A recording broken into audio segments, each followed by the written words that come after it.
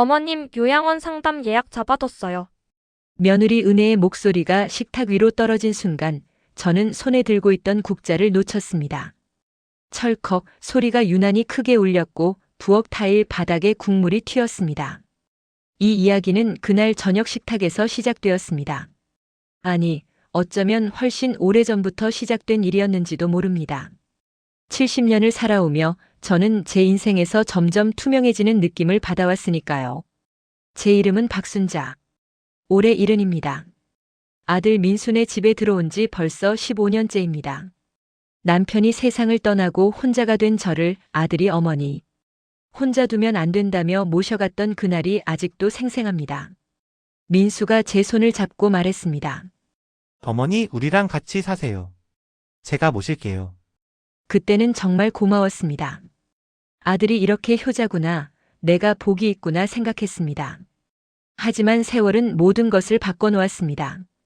아침 6시. 저는 눈을 뜨자마자 이불을 개고 슬리퍼를 신은 채 조심조심 방문을 열었습니다. 복도에는 아직 어둠이 가득했고 거실에서 들려오는 공기청정기 소리만이 집안이 살아있음을 알려주었습니다. 부엌으로 가는 길 며느리 은혜의 방문 앞을 지날 때면 저는 항상 숨을 죽입니다. 발소리를 최대한 줄이고 마치 도둑처럼 걸었습니다. 왜냐하면 은혜는 제 발소리에도 예민하게 반응하기 때문입니다. 지난주에도 새벽에 화장실을 가다가 복도 바닥이 삐걱거렸는데 다음 날 아침 은혜가 날카롭게 쏘아붙였습니다. 어머님, 새벽에 쿵쿵거리시면 저 잠 못 자요. 제가 불면증 있는 거 아시잖아요. 저는 고개를 숙이고 미안하다고 말했습니다. 제가 살아 숨 쉬는 것조차 민폐가 되는 기분이었습니다. 부엌에 들어서자 찬 공기가 뺨을 스쳤습니다. 11월 중순의 새벽은 쌀쌀했고 베란다 창문 틈으로 들어오는 바람이 손등을 시렸습니다. 저는 수돗물을 틀어 쌀을 씻기 시작했습니다. 차가운 물에 손가락 마디마디가 곧 시려왔지만 저는 익숙하게 쌀알들을 헹궈냈습니다. 밥솥에 쌀을 안치고 냉장고를 열어 반찬거리를 꺼냈습니다. 김치찌개를 끓이려고 김치통을 꺼내는데 뚜껑을 여는 순간 시큼한 냄새가 확 올라왔습니다. 아, 김치가 익었네. 저는 도마 위에 김치를 올려놓고 가위로 한 입 한 입 자르기 시작했습니다. 칼을 쓰면 도마의 소리가 나니까 요즘은 가위로 자릅니다. 은혜가 새벽부터 칼질 소리 시끄럽다고 한 이후로 그렇게 하고 있습니다. 30분쯤 지났을까요? 김치찌개가 보글보글 끓기 시작했고 구수한 냄새가 부엌에 퍼졌습니다. 저는 국자로 간을 보며 생각했습니다. 민수가 좋아하는 맛인데. 아들은 어릴 적부터 제 김치찌개를 좋아했습니다. 학교에서 돌아오면 엄마 김치찌개 끓여줘라고 졸랐던 아이였습니다. 하지만 요즘 민수는 제가 끓인 찌개를 잘 먹지 않습니다. 아니, 정확히는 먹는 척하다가 슬쩍 남깁니다. 7시 30분. 거실에 불이 켜지고 은혜가 나왔습니다. 하얀 실크 가운을 걸친 그녀는 머리를 한쪽으로 넘기며 식탁으로 걸어왔습니다. 발걸음마다 은은한 향수 냄새가 퍼졌고 저는 부엌 구석에서 그 냄새를 맡으며 움츠러들었습니다. 어머님, 또 김치찌개예요? 은혜의 첫마디였습니다. 저는 냄비 뚜껑을 덮으며 조심스럽게 대답했습니다. 민수가 좋아해서. 민수는 요즘 매운 거 못 먹어요. 위가 안 좋다고 했잖아요. 은혜는 냉장고를 열고 우유를 꺼내 홀짝이며 말했습니다. 아침마다 이렇게 냄새 나는 거 끓이시면 집안에 냄새 배요. 저희 소파 가죽인 거 아시죠? 저는 아무 말도 하지 못했습니다. 그저 고개를 숙이고 냄비를 들고 베란다 쪽으로 옮겼습니다. 찌개 냄새가 거실로 퍼지지 않도록요. 내가 끓인 음식이 냄새가 난다고. 8시. 민수가 출근 준비를 하며 거실로 나왔습니다. 네이비색 정장을 입은 아들은 넥타이를 매며 식탁으로 왔지만 제 눈을 마주치지 않았습니다. 저는 밥그릇을 떠서 상을 차렸지만 민수는 그저 휴대폰만 들여다보았습니다. 민수야, 밥 먹어. 제가 조심스럽게 말을 걸었습니다. 민수는 고개를 들지 않은 채 대답했습니다. 아침 안 먹어요. 회사 가서 먹을게요. 그래도 아침은 먹어야지. 어머니, 민수가 처음으로 저를 쳐다봤습니다. 하지만 그 눈빛은 차가웠습니다. 요즘 다이어트 중이라니까요. 신경 쓰지 마세요. 신경 쓰지 말라고. 제가 아들 밥 한 끼 챙기는 게 신경 쓰는 일이 되어버렸습니다. 민수는 곧 가방을 들고 현관으로 향했고 은혜가 뒤따라가며 그의 옷깃을 정리해줬습니다. 오늘 회식 있다고 했지? 늦어도 괜찮으니까 술 조심해. 응, 알았어. 두 사람은 달콤한 목소리로 대화를 나눴고 저는 식탁 구석에 앉아 식어가는 김치찌개를 바라봤습니다. 문이 닫히는 소리. 현관이 조용해졌고 은혜가 돌아서서 저를 쳐다봤습니다. 어머님, 그 찌개 어머님이 드세요. 저는 샐러드 먹을 거예요. 그녀는 냉장고에서 포장된 샐러드를 꺼내며 덧붙였습니다. 그리고 오늘 낮에 방 좀 환기시켜 주세요. 어제도 말씀드렸지만 어머님 방에서 냄새가 나요. 냄새. 또 냄새입니다. 저는 매일 방 청소를 하고 이불도 일주일에 2번씩 널고 옷도 자주 빨아입습니다. 그런데도 은혜는 계속 냄새가 난다고 말합니다. 내가 냄새가 나는 건가? 나이 들어서 그런 건가? 저는 그날 오후 내내 제 방을 청소했습니다. 창문을 활짝 열고 이불을 다시 한번 털고 옷장 구석구석을 닦아냈습니다. 70세의 무릎은 바닥을 닦는 내내 시큰거렸지만 저는 멈추지 않았습니다. 냄새가 나면 안 돼. 은혜가 싫어하니까. 청소를 마치고 나니 해가 벌써 기울고 있었습니다. 저는 손을 씻고 거실로 나왔습니다. 소파에 앉아있던 은혜는 태블릿으로 무언가를 보고 있었고 저는 조심스럽게 다가가 물었습니다. 은혜야, 저녁은 뭐 먹을까? 은혜는 화면에서 눈을 떼지 않은 채 대답했습니다. 어머님은 그냥 죽 드세요. 저희는 저녁 약속 있어요. 죽. 요즘 저는 거의 매일 죽을 먹습니다. 은혜가 어머님 나이에는 죽이 좋다며 제게 즉석죽 봉지를 사다 주기 때문입니다. 저는 고개를 끄덕이고 부엌으로 돌아갔습니다. 저녁 7시. 민수와 은혜는 외출 준비를 하고 있었습니다. 은혜는 화려한 원피스로 갈아입고 립스틱을 바르고 있었고 민수는 넥타이를 느슨하게 풀며 현관에서 기다렸습니다. 저는 거실 한쪽에 앉아 그들이 나가는 모습을 지켜봤습니다. 어머님, 저희 늦게 들어올 거예요. 문단속 잘하세요. 은혜의 말에 저는 고개를 끄덕였습니다. 문이 닫히고 집안은 다시 고요해졌습니다. 저는 텅 빈 거실을 바라보며 손가락에 낀 금반지를 만졌습니다. 이 반지는 50년 전 결혼식 날 오빠 재훈이 제게 끼워준 것입니다. 작고 낡았지만 제게는 유일하게 남은 친정의 흔적입니다. 반지 안쪽에는 희미하게 새겨진 문장이 있습니다. 하지만 너무 오래되어서 이젠 거의 보이지 않습니다. 오빠, 지금 어디서 뭐하고 있을까? 그날 밤, 저는 죽 한 그릇을 데워 먹고 혼자 설거지를 했습니다. 싱크대에 비친 제 얼굴은 주름투성이었고 손등의 핏줄은 유난히 도드라져 보였습니다. 나 이렇게 늙었구나. 저는 수건으로 손을 닦고 제 방으로 돌아갔습니다. 침대에 누워 천장을 바라보는데 현관문 여는 소리가 들렸습니다. 민수와 은혜가 돌아온 모양입니다. 복도를 지나는 발소리, 웃음소리, 그리고 방문 닫히는 소리. 저는 이불을 턱까지 끌어올리고 눈을 감았습니다. 내일은 조금 나아질까? 그런데 바로 다음 날 저녁. 저는 식탁에 앉아 국을 끓이고 있었습니다. 민수와 은혜가 퇴근 후 들어왔고 세 사람이 함께 저녁을 먹기로 한드문 날이었습니다. 저는 아들이 좋아하는 된장찌개를 끓였고 반찬도 정성스럽게 준비했습니다. 상을 다 차리고 나서 저는 조심스럽게 식탁에 앉았습니다. 민수가 숟가락을 들었고 은혜가 반찬을 집어 먹었습니다. 그때였습니다. 은혜가 숟가락을 내려놓으며 입을 열었습니다. 어머님, 요양원 상담 예약 잡아뒀어요. 저는 손에 들고 있던 국자를 놓쳤습니다. 철컥. 바닥에 국물이 튀었고 은혜는 휴지로 입가를 닦으며 계속 말했습니다. 이번 주 토요일에 상담 받으러 가요. 제가 알아본 곳인데 시설도 괜찮고 어르신들 많대요. 저는 아들을 쳐다봤습니다. 민수는 고개를 숙인 채 밥만 먹고 있었습니다. 민수야, 제 목소리는 떨렸습니다. 너도 이 생각이니? 민수는 젓가락을 내려놓지 않았습니다. 그저 작게 중얼거렸습니다. 어머니를 위해서도 그게 나을 것 같아요. 나를 위해서. 아들이 저를 버리면서 하는 말이 나를 위해서라니. 저는 더 이상 아무 말도 할 수 없었습니다. 그저 손가락에 낀 금반지를 작고 낡은 이 반지를 꽉 쥐었습니다. 반지가 손가락을 파고들며 아팠지만 저는 놓지 않았습니다. 이제 정말 끝인가?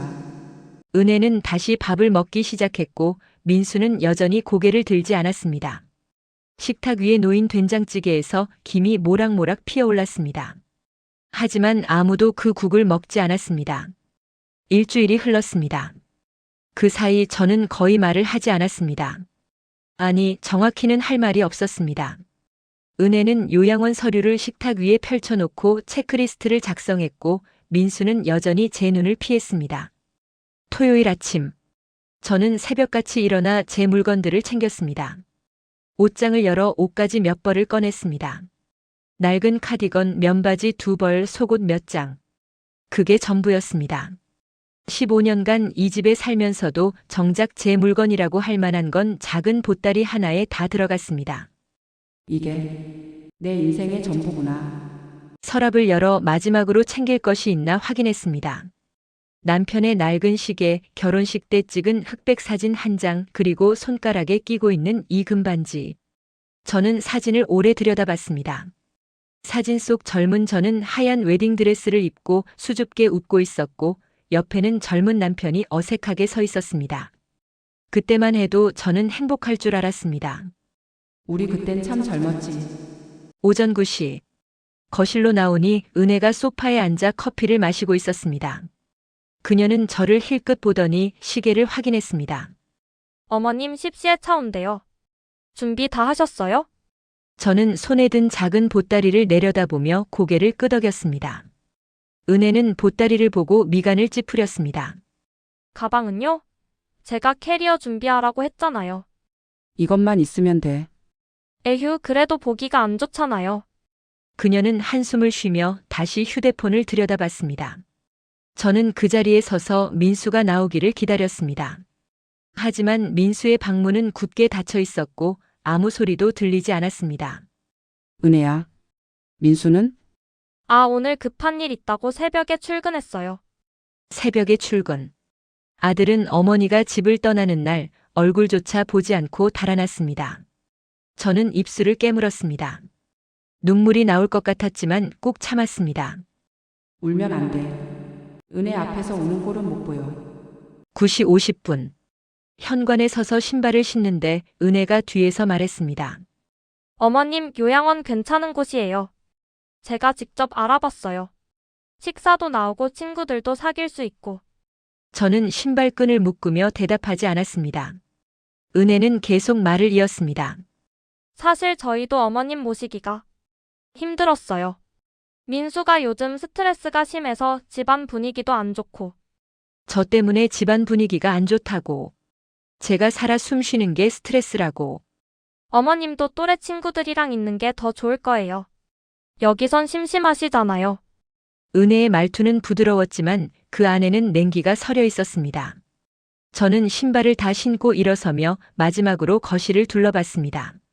15년간 제가 청소하고 밥을 짓고 빨래를 했던 이 공간. 이제 다시는 돌아오지 못할 집. 현관문 손잡이를 잡았는데 손이 떨렸습니다. 정말 이렇게 가는 거야? 그때 제 머릿속에 50년 전 기억이 스쳐 지나갔습니다. 1974년 제 결혼식 날이었습니다.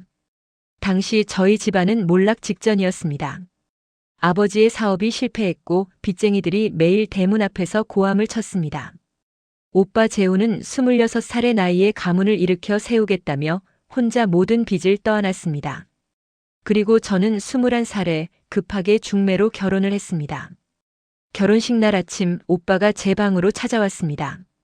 그는 손에 작은 상자를 들고 있었고 그 안에는 어머니의 금반지가 들어 있었습니다. 순자야, 이거 받아. 오빠는 제 손가락에 반지를 끼워주며 눈시울을 붉혔습니다. 미안하다. 내가 희생해줘서 우리 가문이 살았어. 오빠 괜찮아요? 저 괜찮아요? 저는 웃으며 대답했지만 사실은 무서웠습니다. 사랑도 없이 결혼하는 게, 낯선 집으로 들어가는 게, 모든 게 두려웠습니다. 순자야, 이 반지만큼은 꼭 간직해라. 이게 우리 가문의 마지막 증표야. 오빠는 제 손을 꽉 잡았습니다. 내가 꼭 성공해서 너 다시 데려올게. 조금만 기다려. 그때 오빠의 눈에는 절박함과 미안함이 가득했습니다. 하지만 그 약속은 지켜지지 않았습니다. 결혼 후 저는 시댁 살림에 치이며 살았고 오빠와의 연락은 점점 끊어졌습니다. 몇 년 후 오빠가 사업에 성공했다는 소문을 들었지만 저는 연락하지 않았습니다. 이미 늦었어. 난 이미 여기 사람이야. 띠리리링. 현관 벨소리에 저는 정신을 차렸습니다. 은혜가 인터폰을 확인하더니 말했습니다. 어머님 차 왔어요. 저는 보따리를 들고 현관문을 열려고 했습니다. 그런데 이상했습니다. 인터폰 화면에 비친 건 요양원 차가 아니었습니다. 정장을 입은 노신사 한 분이 서 있었습니다. 은혜도 그걸 보고 고개를 갸웃했습니다. 누구지? 요양원에서 관리자가 직접 오나? 저는 화면을 자세히 들여다봤습니다. 그 순간 심장이 철렁 내려앉았습니다. 설마. 은혜가 문을 열었고 노신사가 천천히 안으로 들어왔습니다. 회색 양복, 똑바른 자세, 그리고 50년이 지났지만 여전히 또렷한 눈빛. 그는 저를 똑바로 바라보며 떨리는 목소리로 말했습니다. 순자야, 제 입에서 저도 모르게 말이 흘러나왔습니다. 오빠. 박재훈. 제 친오빠이자 50년 만에 다시 만난 유일한 혈육이었습니다. 은혜는 깜짝 놀라 한 발짝 뒤로 물러섰고 저는 그 자리에 얼어붙었습니다. 오빠는 천천히 다가와 제 손을 잡았습니다. 그의 손은 따뜻했지만 동시에 떨리고 있었습니다. 순자야. 30년을 찾았다. 오빠. 어떡해. 미안하다. 내가 너무 늦었지. 오빠의 눈가에 주름이 깊게 패여 있었고 머리는 새하얗게 새어 있었습니다. 하지만 그 눈빛만큼은 50년 전 그날 제 손에 반지를 끼워주던 그 오빠 그대로였습니다. 은혜가 어색하게 끼어들었습니다. 저기. 실례지만 누구세요? 오빠는 은혜를 돌아보며 양복 안주머니에서 명함을 꺼냈습니다. 흰색 명함 금색 글씨. 은혜가 명함을 받아들더니 얼굴이 하얗게 변했습니다.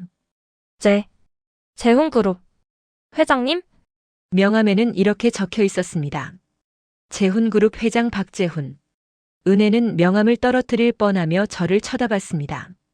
어머님. 이분이? 저는 대답할 수가 없었습니다. 그저 오빠의 손을 꽉 잡은 채 눈물만 흘렀습니다. 오빠는 제 어깨를 감싸며 조용히 말했습니다. 순자야, 짐 쌌구나. 어디 가려던 거야? 저는 입술을 떨며 대답했습니다. 요양원 가려고. 오빠의 얼굴이 굳어졌습니다. 그는 천천히 은혜를 돌아보며 차갑게 물었습니다. 누가 우리 순자를 요양원에 보내려 한 겁니까? 은혜는 말을 더듬었습니다. 그게. 어머님 연세도 있으시고 저희가 돌보기가. 돌보기가 힘들어서 내 여동생을 버리려 했다는 겁니까? 오빠의 목소리는 낮았지만 그 안에는 분노가 서려 있었습니다. 은혜는 아무 말도 하지 못했습니다. 오빠는 다시 저를 바라보며 말했습니다. 순자야, 짐 풀어. 넌 어디도 안 가. 내가 데리러 왔어. 오빠. 이제 괜찮아. 오빠가 왔잖아. 오빠는 제 보따리를 받아들고 은혜에게 말했습니다. 제 여동생을 데리러 왔습니다. 오늘 당장 데리고 갈 겁니다. 은혜는 당황한 채 휴대폰을 꺼내 민수에게 전화를 걸었습니다. 여보 지금 당장 집에 와야 할 것 같아. 하지만 저는 그 목소리가 들리지 않았습니다. 오빠의 따뜻한 손만이 50년 만에 다시 느껴지는 혈육의 온기만이 느껴졌습니다. 오빠. 정말 오빠구나. 그날 저는 요양원 차를 타지 않았습니다. 대신 오빠의 검은색 고급 세단에 올라탔습니다. 차에 앉아 창밖을 보니 현관 앞에서 은혜가 멍하니 서 있었습니다. 그녀의 손에는 여전히 오빠의 명함이 들려 있었고 그녀의 얼굴에는 당혹감과 두려움이 가득했습니다. 차가 출발하자 오빠가 조용히 물었습니다. 순자야, 많이 힘들었지? 저는 대답 대신 고개를 끄덕였습니다. 목이 메어 말이 나오지 않았습니다. 오빠는 제 손을 꽉 잡아주었습니다. 이제 괜찮아. 오빠가 다 해결해 줄게. 차창 밖으로 익숙한 동네가 멀어지고 있었습니다. 15년간 살았지만 단 한 번도 제 집이라고 느껴지지 않았던 그곳. 저는 손가락에 금반지를 만지며 중얼거렸습니다. 오빠, 고마워. 하지만 동시에 마음 한켠이 무거웠습니다. 민수, 제 아들. 그 아이는 지금 무슨 생각을 하고 있을까요? 어머니를 버리려 했던 그 죄책감을 느끼고 있을까요? 아니면 그저 재운그룹 회장이라는 말에 놀라 계산기를 두드리고 있을까요? 민수야, 넌 어떤 아이로 자란 거니? 차는 서울 중심가로 향했습니다. 창밖으로 펼쳐지는 풍경은 낯설었습니다. 화려한 빌딩들, 명품 브랜드 간판들, 고급 차들이 줄지어 선거리. 저는 15년간 아들네 집과 동네 슈퍼마켓 사이만 오갔기에 이런 세상이 여전히 존재한다는 게 비현실적으로 느껴졌습니다. 오빠는 운전기사에게 조용히 지시했습니다. 그랜드 팰리스 호텔로. 저는 오빠를 돌아보며 조심스럽게 물었습니다. 오빠, 우린 어디 가는 거야? 내가 머무는 곳이야. 거기서 천천히 이야기하자. 오빠의 손은 여전히 제 손을 꽉 잡고 있었습니다. 30분쯤 지나 차가 멈춰 섰습니다. 저는 창밖을 보고 입을 다물지 못했습니다. 눈앞에 솟아있는 건 제가 텔레비전에서만 보던 그 유명한 특급 호텔이었습니다. 정문에는 제복을 입은 도어맨들이 서 있었고 로비 입구는 황금빛 대리석으로 장식되어 있었습니다. 여기가 오빠가 사는 곳이라고? 호텔 로비에 들어서자 차가운 에어컨 바람과 함께 은은한 향기가 코끝을 스쳤습니다. 천장은 끝없이 높았고 거대한 샹들리에가 수정처럼 빛났습니다. 저는 제 낡은 옷차림을 의식하며 오빠 뒤에 바짝 붙어 걸었습니다. 프런트 직원이 공손하게 인사했습니다. 회장님 돌아오셨습니까? 오빠는 고개를 끄덕이며 엘리베이터로 향했습니다. 엘리베이터 안. 거울에 비친 저와 오빠의 모습이 대조적이었습니다. 오빠는 단정한 회색 양복에 품이 있는 자세였고 저는 구부정한 등에 낡은 옷을 입은 그저 평범한 노인이었습니다. 우린 같은 남매인데 어쩌다 이렇게 달라진 거지. 엘리베이터가 최상층에 멈춰 섰습니다. 문이 열리자 긴 복도가 나타났고 오빠는 맨 끝 문으로 저를 안내했습니다. 펜트하우스 스위트룸. 문을 열자 펼쳐진 광경에 저는 숨이 멎는 듯 했습니다. 거대한 거실, 천장부터 바닥까지 이어진 통유리창 너머로 서울 전경이 한눈에 보였습니다. 남산타워가 저 멀리 서 있었고 햇빛이 한강을 따라 반짝였습니다. 앉아, 순자야. 오빠가 소파를 가리켰습니다. 저는 조심스럽게 소파에 앉았습니다. 부드러운 가죽 소파는 아들 내 집 소파와는 차원이 달랐습니다. 오빠는 부엌으로 가서 물을 따라왔습니다. 물 좀 마셔. 놀랐지? 저는 물잔을 받아들며 고개를 끄덕였습니다. 손이 떨려 물잔이 흔들렸습니다. 오빠, 이게 다 뭐야? 재웅그룹이라니. 그 큰 회사가. 응. 내가 50년 동안 만든 거야. 오빠는 제 맞은편에 앉으며 깊은 한숨을 쉬었습니다. 순자야, 내가 할 말이 많아. 오늘은 다 털어놓을게. 오빠의 목소리에는 무게가 실려 있었습니다. 저는 물잔을 내려놓고 오빠를 바라봤습니다. 1974년 내가 결혼하고 나서 나는 미친 듯이 일했어. 빚을 갚기 위해서, 가문을 일으켜 세우기 위해서. 오빠는 창밖을 바라보며 천천히 이야기를 이어갔습니다. 처음엔 작은 무역회사였어. 새벽부터 밤까지 일하고 잠도 제대로 못 자고. 그렇게 10년을 버텼더니 회사가 조금씩 커지기 시작했지.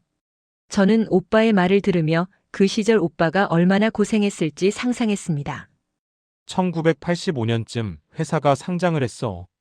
그때부터 본격적으로 재벌 대열에 합류했지. 건설, 유통, 금융. 사업을 확장하면서 재웅그룹이 탄생했어. 오빠는 잠시 말을 멈추고 저를 바라봤습니다. 순자야, 그런데 말이야. 오빠의 눈빛이 흔들렸습니다. 나는 단 하루도 너를 잊은 적이 없어. 내가 나 때문에 희생했다는 걸, 내가 사랑도 없이 시집갔다는 걸 알고 있었어. 오빠, 그래서 나는 결심했어. 내가 만드는 이 회사의 절반은 너 거라고. 내가 나중에 행복하게 살 수 있도록 내 몫을 따로 남겨두겠다고. 저는 오빠의 말이 무슨 뜻인지 이해할 수 없었습니다. 무슨 소리야, 오빠? 오빠는 테이블 위 서류 가방을 열었습니다. 두꺼운 서류 뭉치를 꺼내 제 앞에 놓았습니다. 이게 뭐야? 재웅그룹 지분 신탁 계약서야. 50년 전에 작성한 거지. 저는 떨리는 손으로 서류를 펼쳤습니다. 한자와 법률 용어로 가득한 문서였지만 중간중간 제 이름이 선명하게 적혀 있었습니다. 박순자 명의 신탁 지분 35%. 저는 그 글자를 몇 번이고 다시 읽었습니다. 이게 내 이름? 그래. 법적으로 넌 재웅그룹의 대주주야, 순자야. 내 이름으로 된 지분이 40%, 내 이름으로 된 지분이 35%, 나머지는 임직원 우리 사주야. 오빠는 서류를 한 장 한 장 넘기며 설명했습니다. 나는 50년간 내 명의로 된 주식을 신탁 형태로 관리해왔어. 내가 언젠가 돌아올 날을 기다리면서. 저는 믿을 수가 없었습니다. 제가? 재벌 대주주? 오빠, 그럼 이게 진짜야? 이 회사가 내 거라고? 정확히는 35%가 내 거야. 현재 시가로 따지면 오빠는 잠시 계산하듯 눈을 감았습니다. 약 3조 원 정도 돼. 3조. 그 숫자가 너무 커서 저는 현실감이 없었습니다. 저는 15년간 며느리 눈치를 보며 죽 한 그릇으로 끼니를 때우며 요양원에 버려질 뻔한 그저였습니다. 내가 3조 원의 주인이라고? 저는 서류를 내려놓고 손으로 얼굴을 감쌌습니다. 너무 많은 일이 한꺼번에 일어나서 머리가 어지러웠습니다. 오빠는 제 어깨에 손을 얹으며 조용히 말했습니다. 순자야, 놀랐지? 나도 알아. 갑자기 이런 얘기 들으면 믿기 힘들 거야. 오빠, 난 정말 몰랐어. 내가 이런. 그래, 내가 몰랐지. 내가 일부러 말 안 했거든. 저는 고개를 들어 오빠를 바라봤습니다. 왜 말 안 했어? 오빠는 씁쓸하게 웃었습니다. 너랑 연락이 끊겼잖아. 결혼하고 몇 년 뒤 내가 내 전화를 받지 않더라. 편지도 답장이 없고. 저는 그때가 기억났습니다. 결혼 초기 시댁 식구들이 친정과 연락하는 걸 싫어했습니다. 시집온 며느리가 친정만 찾는다며 눈총을 줬습니다. 그래서 저는 점점 오빠와 멀어졌습니다. 그래서 나는 탐정을 고용했어. 내가 어떻게 사는지, 건강한지, 행복한지 계속 지켜봤지. 탐정을? 응. 너희 남편이 돌아가셨을 때도 알았어. 내가 아들네 집으로 들어간 것도 알았고. 오빠의 목소리가 조금 떨렸습니다. 그런데 말이야, 순자야. 최근 몇 년 동안 받은 보고서들이 너무 가슴 아팠어. 저는 오빠를 바라봤습니다. 내가 집에서 어떻게 지내는지, 며느리가 너한테 어떻게 대하는지 다 알고 있었어. 그 말에 제 가슴이 철렁 내려앉았습니다. 오빠가 다 알고 있었다고. 저의 비참한 일상을, 며느리의 냉대를, 아들의 외면을. 그래서 3개월 전부터 직접 너를 찾기 시작했어. 그런데 오빠는 고개를 숙였습니다. 내가 시한부 선고를 받았어. 췌장암 말기. 길어야 1년. 그 말에 저는 얼어붙었습니다. 뭐라고? 미안해, 순자야. 50년 만에 만났는데 이런 말로 시작하게 돼서. 오빠는 담담하게 말했지만 그 눈가에는 슬픔이 서려 있었습니다. 그래서 더 서둘렀어. 죽기 전에 너를 찾아야 했거든. 그리고 내 거 돌려줘야 했어. 저는 눈물이 핑 돌았습니다. 50년 만에 만난 오빠가 이제 1년밖에 남지 않았다니. 오빠, 그럼 치료는? 다 해봤어. 이제 더 이상 방법이 없대. 그래서 남은 시간 동안 내가 해야 할 일들을 정리하는 중이야. 오빠는 제 손을 다시 잡았습니다. 그중 가장 중요한 일이 바로 너야, 순자야. 내가 죽기 전에 꼭 너한테 이걸 돌려줘야 해. 저는 고개를 저었습니다. 필요 없어, 오빠. 나한테 돈은 필요 없어. 그냥 오빠가 살아만 있으면 돼. 순자야. 오빠의 목소리가 단호해졌습니다. 이건 내가 베푸는 게 아니야. 원래 내 거야. 내가 희생한 대가야. 저는 아무 말도 할 수 없었습니다. 그저 오빠의 손을 꽉 잡고 눈물만 흘렸습니다.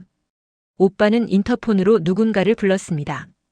강 변호사 올라와 주세요. 잠시 후 문이 열리고 50대 중반으로 보이는 정장 차림의 남성이 들어왔습니다.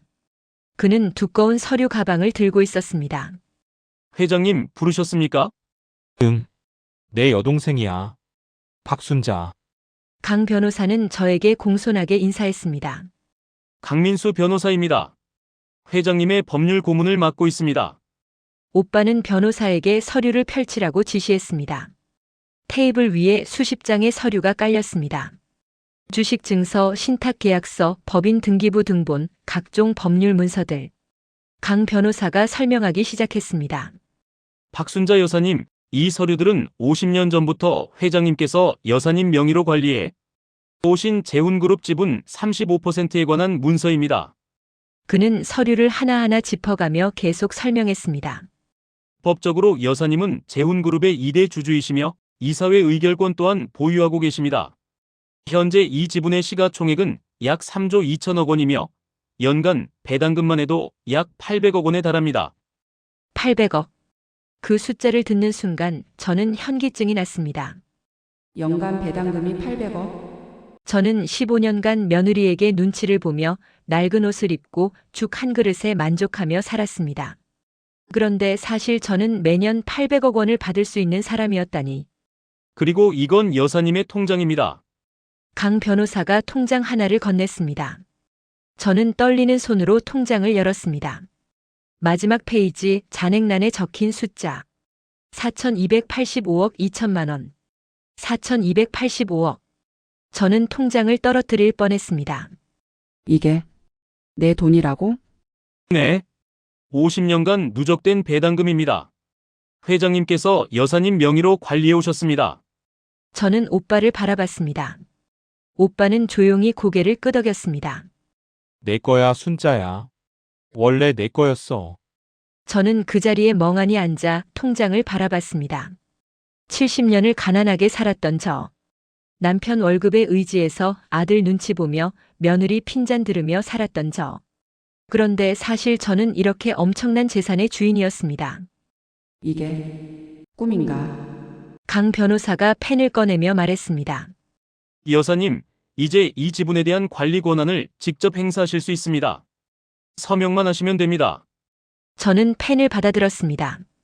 하지만 손이 떨려서 글씨를 쓸 수가 없었습니다. 오빠가 제 손을 잡아주었습니다. 천천히 해, 순자야. 급할 거 없어. 저는 깊게 숨을 들이쉬고 떨리는 손으로 제 이름을 적었습니다. 박순자. 서명을 마친 순간 무언가가 달라진 것 같았습니다. 더 이상 누구 눈치를 보지 않아도 되는, 더 이상 버려질 걱정을 하지 않아도 되는 그런 사람이 된 것 같았습니다. 한편 그 시각 아들네 집. 민수는 회사에서 급히 집으로 돌아와 있었습니다. 거실에서 은혜가 휴대폰을 들고 검색창을 미친 듯이 두드리고 있었습니다. 여보, 이거 봐. 재훈그룹. 국내 10대 재벌이야. 자산 규모가. 민수는 은혜의 휴대폰 화면을 보고 입을 다물지 못했습니다. 뉴스 기사 제목이 떠 있었습니다. 재훈그룹 박재훈 회장 올해 재계순위 7위. 자산 구조 추정. 은혜가 떨리는 목소리로 말했습니다. 어머님이 그 회장님 여동생이라고? 민수는 소파에 주저앉으며 머리를 감쌌습니다. 그는 오늘 아침 어머니가 요양원으로 가는 날 일부러 집을 비웠던 자신을 떠올렸습니다. 그리고 어머니를 버리려 했던 자신의 모습을. 우리가 뭘 한 거야? 은혜는 여전히 휴대폰만 바라보고 있었습니다. 그녀의 머릿속에는 오직 하나의 생각만 맴돌았습니다. 어떻게든 다시 모셔와야 해. 사흘이 지났습니다. 저는 오빠와 함께 호텔에 머물며 천천히 변화된 현실에 적응하고 있었습니다. 첫날 밤 저는 펜트하우스의 거대한 침대에 누워 잠을 이루지 못했습니다. 부드러운 침구, 고요한 정적, 그리고 창밖으로 보이는 서울의 야경. 모든 것이 낯설었습니다. 이게 정말 내 인생인가? 둘째 날 오빠는 저를 백화점에 데려갔습니다. 명품관에서 옷을 고르는데 매장 직원들이 저를 회장님이라고 불렀습니다. 저는 그 호칭에 어색해서 계속 뒤를 돌아봤습니다. 순자야, 내가 회장이야. 당당하게 해. 오빠는 제 어깨를 토닥이며 웃었습니다. 하지만 저는 여전히 낡은 카디건을 입은 제 모습이 더 익숙했습니다. 셋째 날 오후, 저는 호텔 거실에서 차를 마시며 창밖을 바라보고 있었습니다. 오빠는 잠시 병원 진료를 받으러 나간 상태였고 저는 혼자였습니다. 그때 프런트에서 전화가 왔습니다. 박순자 여사님 방문객이 두 분 계십니다. 박민수 씨와 최은혜 씨라고 하시는데요. 제 심장이 쿵 내려앉았습니다. 민수와 은혜. 왔구나. 저는 잠시 망설였습니다. 만나야 할까 말아야 할까? 하지만 결국 저는 프런트에 말했습니다. 올려보내세요. 10분 후 초인종이 울렸습니다. 저는 깊은 숨을 들이쉬고 문을 열었습니다. 문 앞에 민수와 은혜가 서 있었습니다. 민수는 평소보다 단정한 정장을 입고 있었고 은혜는 검은색 원피스에 진주 목걸이를 하고 있었습니다. 마치 중요한 미팅에 온 것처럼 차려입은 모습이었습니다. 그리고 은혜의 손에는 큰 꽃다발이 들려 있었습니다. 어머니, 민수가 먼저 입을 열었습니다. 그의 목소리는 떨리고 있었고 얼굴에는 후회와 두려움이 뒤섞여 있었습니다. 저는 아무 말 없이 문을 열어주었습니다. 두 사람이 조심스럽게 안으로 들어왔고 은혜는 꽃다발을 제게 건넸습니다. 어머님, 죄송해요. 저희가 정말 잘못했어요. 은혜의 목소리에는 평소와 다른 공손함이 묻어났습니다. 저는 꽃다발을 받아 테이블에 놓고 소파를 가리켰습니다. 앉으렴. 어떻게 나올지 보자. 진심인지 아닌지. 민수와 은혜는 나란히 소파에 앉았습니다. 저는 그들 맞은편에 앉아 조용히 기다렸습니다. 민수가 먼저 고개를 숙였습니다. 어머니, 정말 죄송합니다. 그의 목소리가 갈라졌습니다. 제가 정말 못난 아들이었어요. 어머니를 요양원에 보내려고 했던 거. 민수는 말을 잇지 못하고 손으로 얼굴을 가렸습니다. 저는 그 모습을 보며 마음 한편이 흔들렸습니다. 민수야. 넌 정말 후회하는 거니 아니면 돈 때문에 온 거니? 은혜도 손수건을 꺼내 눈가를 닦았습니다. 어머님, 저도 정말 죄송해요. 제가 너무 철없었어요. 어머님께 그렇게 대한 거. 그녀의 눈에는 눈물이 맺혀 있었습니다. 하지만 저는 알고 있었습니다. 은혜의 눈물이 진짜가 아니라는 걸. 그녀가 우는 이유는 저에 대한 미안함이 아니라 놓친 재산에 대한 후회라는 걸. 어머님, 집으로 돌아오세요. 제가 정말 잘할게요. 다시는 그렇게 안 할게요. 은혜는 제 손을 잡으려 했습니다. 저는 손을 빼며 물었습니다. 왜 왔니? 짧고 단호한 질문. 민수와 은혜는 서로를 쳐다봤습니다. 어머니를 모시러 왔죠. 어머니는 저희 가족이잖아요. 민수가 대답했습니다. 저는 씁쓸하게 웃었습니다. 가족? 사흘 전에는 요양원에 버리려던 가족? 어머니, 그때는 왜 가족이 아니었니? 제 목소리가 차갑게 식었습니다. 민수는 아무 말도 하지 못했습니다. 저는 일어서서 창가로 걸어갔습니다. 서울 전경이 발 아래 펼쳐져 있었고 저는 그 풍경을 바라보며 말했습니다. 15년이다. 내가 너희 집에서 산 게. 어머니, 15년 동안 나는 투명 인간이었어. 냄새 난다고 방해된다고 눈치도 줬지. 제 목소리가 떨렸지만 저는 계속 말했습니다. 아침마다 새벽에 일어나 밥 짓고 너희 눈치 보며 구석에서 죽 먹고 그렇게 살았어. 은혜가 손수건을 쥐며 말했습니다. 어머님, 정말 죄송해요. 제가 어리석었어요. 어리석었다고? 저는 돌아서서 은혜를 똑바로 쳐다봤습니다. 내가 어리석었던 게 아니야. 의도적으로 그런 거야. 나를 집에서 몰아내기 위해서. 은혜의 얼굴이 굳었습니다. 그건 나도 알아. 내가 없으면 집이 더 넓고 돈도 아끼고 편하겠지. 저는 소파로 돌아와 앉으며 차갑게 말했습니다. 그런데 갑자기 왜 이렇게 찾아온 거니? 재훈그룹 회장이 내 오빠라는 걸 알게 돼서? 민수가 황급히 고개를 저었습니다. 아니에요, 어머니. 그런 게 아니에요. 그럼 뭐니? 제 질문에 민수는 말문이 막혔습니다. 잠시 침묵이 흘렀습니다. 저는 그들을 차분히 관찰했습니다. 민수의 떨리는 손, 은혜의 긴장한 표정, 그리고 그녀의 가방이 이상하게 반쯤 열려 있는 모습. 뭔가 숨기고 있구나. 바로 그때 은혜가 태도를 바꿨습니다. 그녀는 눈물을 닦고 조금 더 단호한 목소리로 말했습니다. 어머님, 솔직히 말씀드릴게요. 그래. 솔직하게 말해봐. 은혜는 심호흡을 하고 말했습니다. 어머님이 재훈그룹 주주라는 건 사실 저희한테도 충격이었어요. 하지만 어머님 생각해보세요. 그녀는 몸을 앞으로 기울이며 계속 말했습니다. 어머님 혼자서 그 많은 재산을 관리할 수 있으세요? 연세도 있으시고 법률적인 것도 복잡하고. 저는 은혜가 무슨 말을 하려는지 알았습니다. 그래서 그래서 저희가 도와드리려고요. 민수는 어머님 아들이잖아요. 법적으로 상속권도 있고. 아, 이제 본색을 드러내는구나. 상속권. 결국 은혜가 원하는 건 그거였습니다. 저는 차갑게 웃으며 말했습니다. 상속권? 내가 아직 살아있는데? 아, 그게 아니라. 제 말은 은혜가 당황하며 말을 더듬었습니다. 민수가 끼어들었습니다. 어머니, 은혜가 말을 잘못했어요. 우리는 그냥 어머니를 모시고 싶은 거예요. 모신다. 사흘 전엔 버리려고 했으면서 제 목소리가 높아졌습니다. 그때였습니다. 은혜의 가방에서 희미한 붉은 불빛이 보였습니다. 녹음기. 저는 순간적으로 깨달았습니다. 녹음을 하고 있었구나. 저는 천천히 일어섰습니다. 은혜야, 가방에 뭐가 들어있니? 은혜의 얼굴이 하얗게 변했습니다. 아무것도 없는데요? 가방 좀 보여줘. 왜요? 이건 제 사생활인데. 저는 더 이상 참지 않고 은혜의 가방을 낚아챘습니다.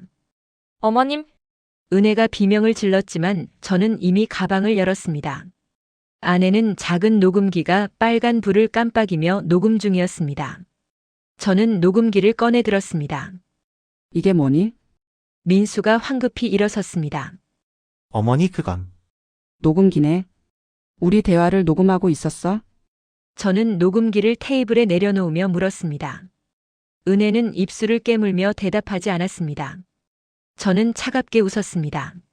뭐 하려고 녹음한 거니? 나한테서 돈 받아내려고? 아니면 협박이라도 하려고? 협박이 아니에요.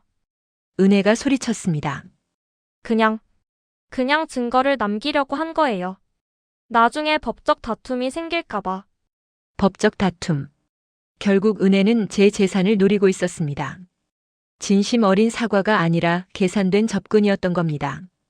저는 민수를 바라봤습니다. 민수야, 너도 알고 있었어? 민수는 고개를 숙였습니다. 어머니, 저는, 대답해. 너도 이거 알고 왔어? 네, 그 한마디에 제 마음이 무너졌습니다. 민수도 공범이었습니다. 저는 소파에 주저앉으며 두 사람을 번갈아 봤습니다. 너희는 정말 말이 나오지 않았습니다.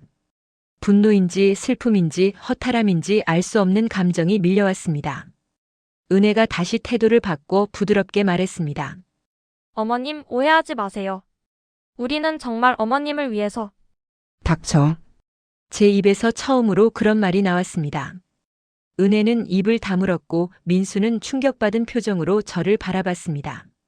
저는 천천히 일어서서 두 사람 앞에 섰습니다. 70년을 살았어. 그동안 나는 항상 참았지. 시댁에서도 참고 남편한테도 참고 너희한테도 참았어. 제 목소리가 떨렸습니다. 왜냐하면 나는 약했으니까. 의지할 곳 없는 늙은 여자였으니까. 저는 손가락에 금반지를 만졌습니다. 하지만 이제는 달라. 은혜가 비웃듯이 말했습니다. 달라요? 어머님이 뭘 할 수 있는데요? 그 순간 제 안에서 뭔가가 터졌습니다. 50년간 쌓인 서름, 15년간 참아온 분노, 그리고 지금 이 순간 느끼는 배신감. 저는 은혜를 똑바로 쳐다보며 말했습니다. 이제 내가 말할 차례야. 바로 그때 펜트하우스 문이 열렸습니다. 오빠가 돌아온 겁니다. 오빠는 거실에 선 민수와 은혜를 보더니 즉시 상황을 파악했습니다. 무슨 일이야, 순자야? 저는 오빠를 보고 말했습니다. 오빠 이 사람들이 녹음기를 가지고 왔어요. 오빠는 테이블 위 녹음기를 보더니 표정이 차갑게 굳었습니다. 그는 민수에게 다가가 조용히 물었습니다. 내가 순자의 아들이니? 민수는 고개를 끄덕였습니다. 네, 저는 어머니한테 녹음기를 들이대는 아들은 처음 보는구나. 오빠의 목소리에는 얼음장 같은 분노가 서려 있었습니다. 은혜가 끼어들었습니다. 회장님, 오해하지 마세요. 저희는 그냥 나가거라. 오빠의 말은 짧고 단호했습니다. 지금 당장 나가거라. 내 여동생한테 더 이상 상처 주기 전에. 민수는 저를 보며 애원했습니다. 어머니, 제발. 하지만 저는 고개를 돌렸습니다. 더 이상 그들을 볼 수 없었습니다. 오빠가 인터폰으로 보안팀을 불렀습니다. 펜트하우스로 올라오세요. 손님 두 분을 배웅해 드려야 할 것 같습니다. 잠시 후 보안 요원 2명이 올라왔고 민수와 은혜는 어쩔 수 없이 일어섰습니다. 문을 나서기 직전 은혜가 돌아서서 말했습니다. 어머님 후회하실 거예요. 혼자서는 아무것도 못 하실 거예요. 저는 그녀를 똑바로 보며 대답했습니다. 두고 보거라. 내가 뭘 할 수 있는지. 문이 닫히고 거실은 다시 조용해졌습니다. 저는 소파에 주저앉았습니다. 온몸에서 힘이 빠졌고 손이 떨렸습니다. 오빠가 옆에 앉아 제 어깨를 안아주었습니다. 잘했어, 순자야. 정말 잘했어. 저는 오빠의 어깨에 기대어 눈물을 흘렸습니다. 오빠. 민수가. 내 아들이. 알아. 힘들지. 하지만 내가 옳은 일을 한 거야. 저는 손가락에 금반지를 꽉 쥐었습니다. 50년 전 오빠가 이 반지를 끼워줄 때 저는 그저 약한 여자였습니다. 하지만 이제는 달랐습니다. 이제는 내가 강해질 차례야. 저는 눈물을 닦고 창밖을 바라봤습니다. 서울의 불빛들이 반짝이고 있었고 저는 처음으로 제 인생을 제가 결정할 수 있다는 걸 느꼈습니다. 오빠가 조용히 물었습니다. 순자야, 이제 어떻게 할 거야? 저는 깊게 숨을 들이쉬고 대답했습니다. 싸울 거예요, 오빠. 더 이상 당하고만 있지 않을 거예요. 오빠는 제 손을 꽉 잡아주었습니다. 좋아. 오빠가 도와줄게. 끝까지. 그날 밤 저는 처음으로 편안하게 잠들었습니다. 싸움은 이제 시작이었지만 저는 더 이상 두렵지 않았습니다. 왜냐하면 이제는 제가 혼자가 아니었으니까요. 며느리와 아들을 내보낸 지 일주일이 지났습니다. 저는 그 사이 오빠와 함께 변호사들을 만나고 재훈그룹의 경영 현황을 보고받으며 제 새로운 삶을 준비하고 있었습니다. 하지만 평화는 오래가지 않았습니다. 어느 날 아침 오빠가 심각한 표정으로 제 방으로 들어왔습니다. 순자야, 이것 좀 봐. 오빠가 태블릿을 건넸습니다. 화면에는 인터넷 뉴스 기사가 떠 있었습니다. 재훈그룹 회장, 친여동생 70년간 방치하다 뒤늦게 재산 나눠. 편법 증여 의혹. 저는 기사를 읽으며 손이 떨렸습니다. 기사에는 제 사진이 실려 있었습니다. 아들 내 집 앞에서 찍힌 낡은 옷을 입고 쓰레기를 버리던 제 모습이었습니다. 어떻게 이런 사진을. 기사에 뭐라고 쓰여 있어? 저는 떨리는 손으로 스크롤을 내렸습니다. 박재훈 재훈그룹 회장 75위 70세 친여 동생을 50년간 방치하다가 최근 갑자기 3조 원대 재산을 증여하려 한다는 의혹이 제기됐다. 여동생은 아들 가정에서 냉대를 받으며 살았으며 요양원에 보내질 뻔한 것으로 알려졌다. 세간에서는 이를 상속세를 회피하기 위한 편법 증여로 보고 있다. 저는 기사를 다 읽고 태블릿을 내려놓았습니다. 이게 무슨. 은혜야. 은혜가 기자들한테 제보한 거야. 오빠의 목소리는 차가웠습니다. 저는 소파에 주저앉았습니다. 며느리가 언론에까지 이 일을 알렸다니. 오빠. 이제 어떻게 해? 일단 법무팀이 해명 자료를 준비하고 있어. 그런데 순자야, 오빠는 잠시 망설이다 말했습니다. 더 큰 문제가 있어. 그 말에 저는 고개를 들었습니다. 오빠는 다른 서류를 꺼내 보여줬습니다. 소장. 사건 부양료 청구 및 상속 재산 보전 가처분. 원고 박민수, 최은혜. 피고 박순자. 저는 그 글자를 읽고 믿을 수가 없었습니다. 소송? 민수가 나한테 소송을 걸었어? 응. 15년간 부양했으니 부양료를 달라고, 그리고 내가 받을 재산에 대한 상속권을 주장하는 거야. 저는 서류를 떨리는 손으로 넘겼습니다. 소장에는 이렇게 적혀 있었습니다. 원고 박민수는 피고 박순자를 15년간 부양하며 월 평균 200만 원 상당의 비용을 지출했으며 이에 대한 부양료 총 3억 6천만 원을 청구한다. 또한 피고가 최근 박재훈으로부터 증여받은 재산에 대해 원고는 법정 상속인으로서 유류분 권리를 주장한다. 저는 웃음이 나왔습니다. 비참한 웃음이었습니다. 부양? 15년간 나한테 냄새 난다고 방에만 있으라고 하던 게 부양이래. 법적으로는 같은 집에 살았으니 부양으로 인정될 수도 있어. 오빠는 심각한 표정으로 말했습니다. 그리고 더 문제는 민수가 내가 판단 능력이 없다고 주장하고 있어. 뭐? 나이가 많고 오랫동안 경제활동을 하지 않아서 재산을 관리할 능력이 없다고. 그래서 성년후견인을 선임해야 한다고 주장하는 거야. 성년후견인. 그건 제가 무능력자라는 뜻이었습니다. 저는 창밖을 바라봤습니다. 맑은 하늘이었지만 제 마음은 먹구름으로 가득했습니다. 오빠, 나는 정말 무능력한 걸까? 무슨 소리야? 오빠가 제 어깨를 잡았습니다. 넌 70년을 살아남았잖아. 힘든 환경에서도 포기하지 않고. 그게 능력이야. 하지만 나는 회사 일도 모르고 법률도 모르고 배우면 돼. 오빠는 단호하게 말했습니다. 순자야, 지금 물러서면 안 돼. 민수와 은혜는 내가 약하다고 생각하는 거야. 그래서 이렇게 공격하는 거지. 저는 고개를 끄덕였습니다. 맞았습니다. 제가 여기서 물러서면 평생 그들의 소나기에서 벗어날 수 없었습니다. 바로 그때 호텔 전화가 울렸습니다. 오빠가 받았습니다. 네. 네, 알겠습니다. 오빠는 전화를 끊고 저를 보며 말했습니다. 순자야, 기자들이 호텔 로비에 몰려왔어. 기자들이? 응. 은혜가 기자회견을 한 모양이야. 지금 실시간 검색어 1위래. 오빠는 리모컨으로 텔레비전을 켰습니다. 뉴스 채널에서 은혜가 눈물을 흘리며 말하고 있었습니다. 화면 속 은혜는 검은색 상복 같은 옷을 입고 머리를 단정하게 묶은 채 마이크 앞에 서 있었습니다. 저는 15년간 시어머님을 정성껏 모셨습니다. 그녀의 목소리는 떨렸고 눈물이 볼을 타고 흘러내렸습니다. 아침마다 식사를 준비하고 어머님 방을 청소하고 병원에 모시고 갔습니다. 그런데 은혜는 손수건으로 눈물을 닦으며 계속 말했습니다. 어머님이 갑자기 재벌 오빠를 만나고 나서는 저희를 마치 원수처럼 대하십니다. 15년간의 정성을 모두 잊으신 것 같아요. 옆에 있던 민수도 고개를 숙이고 있었습니다. 기자들이 질문을 쏟아냈습니다. 부양료 소송을 제기하셨다는데 사실인가요? 은혜가 고개를 끄덕였습니다. 네, 저희는 어머님을 진심으로 모셨는데 이제 와서 저희를 내쫓으시니 법적으로라도 저희 권리를 지킬 수밖에 없었습니다. 저는 텔레비전을 보며 분노가 치밀어 올랐습니다. 15년간 정성껏 모셨다고.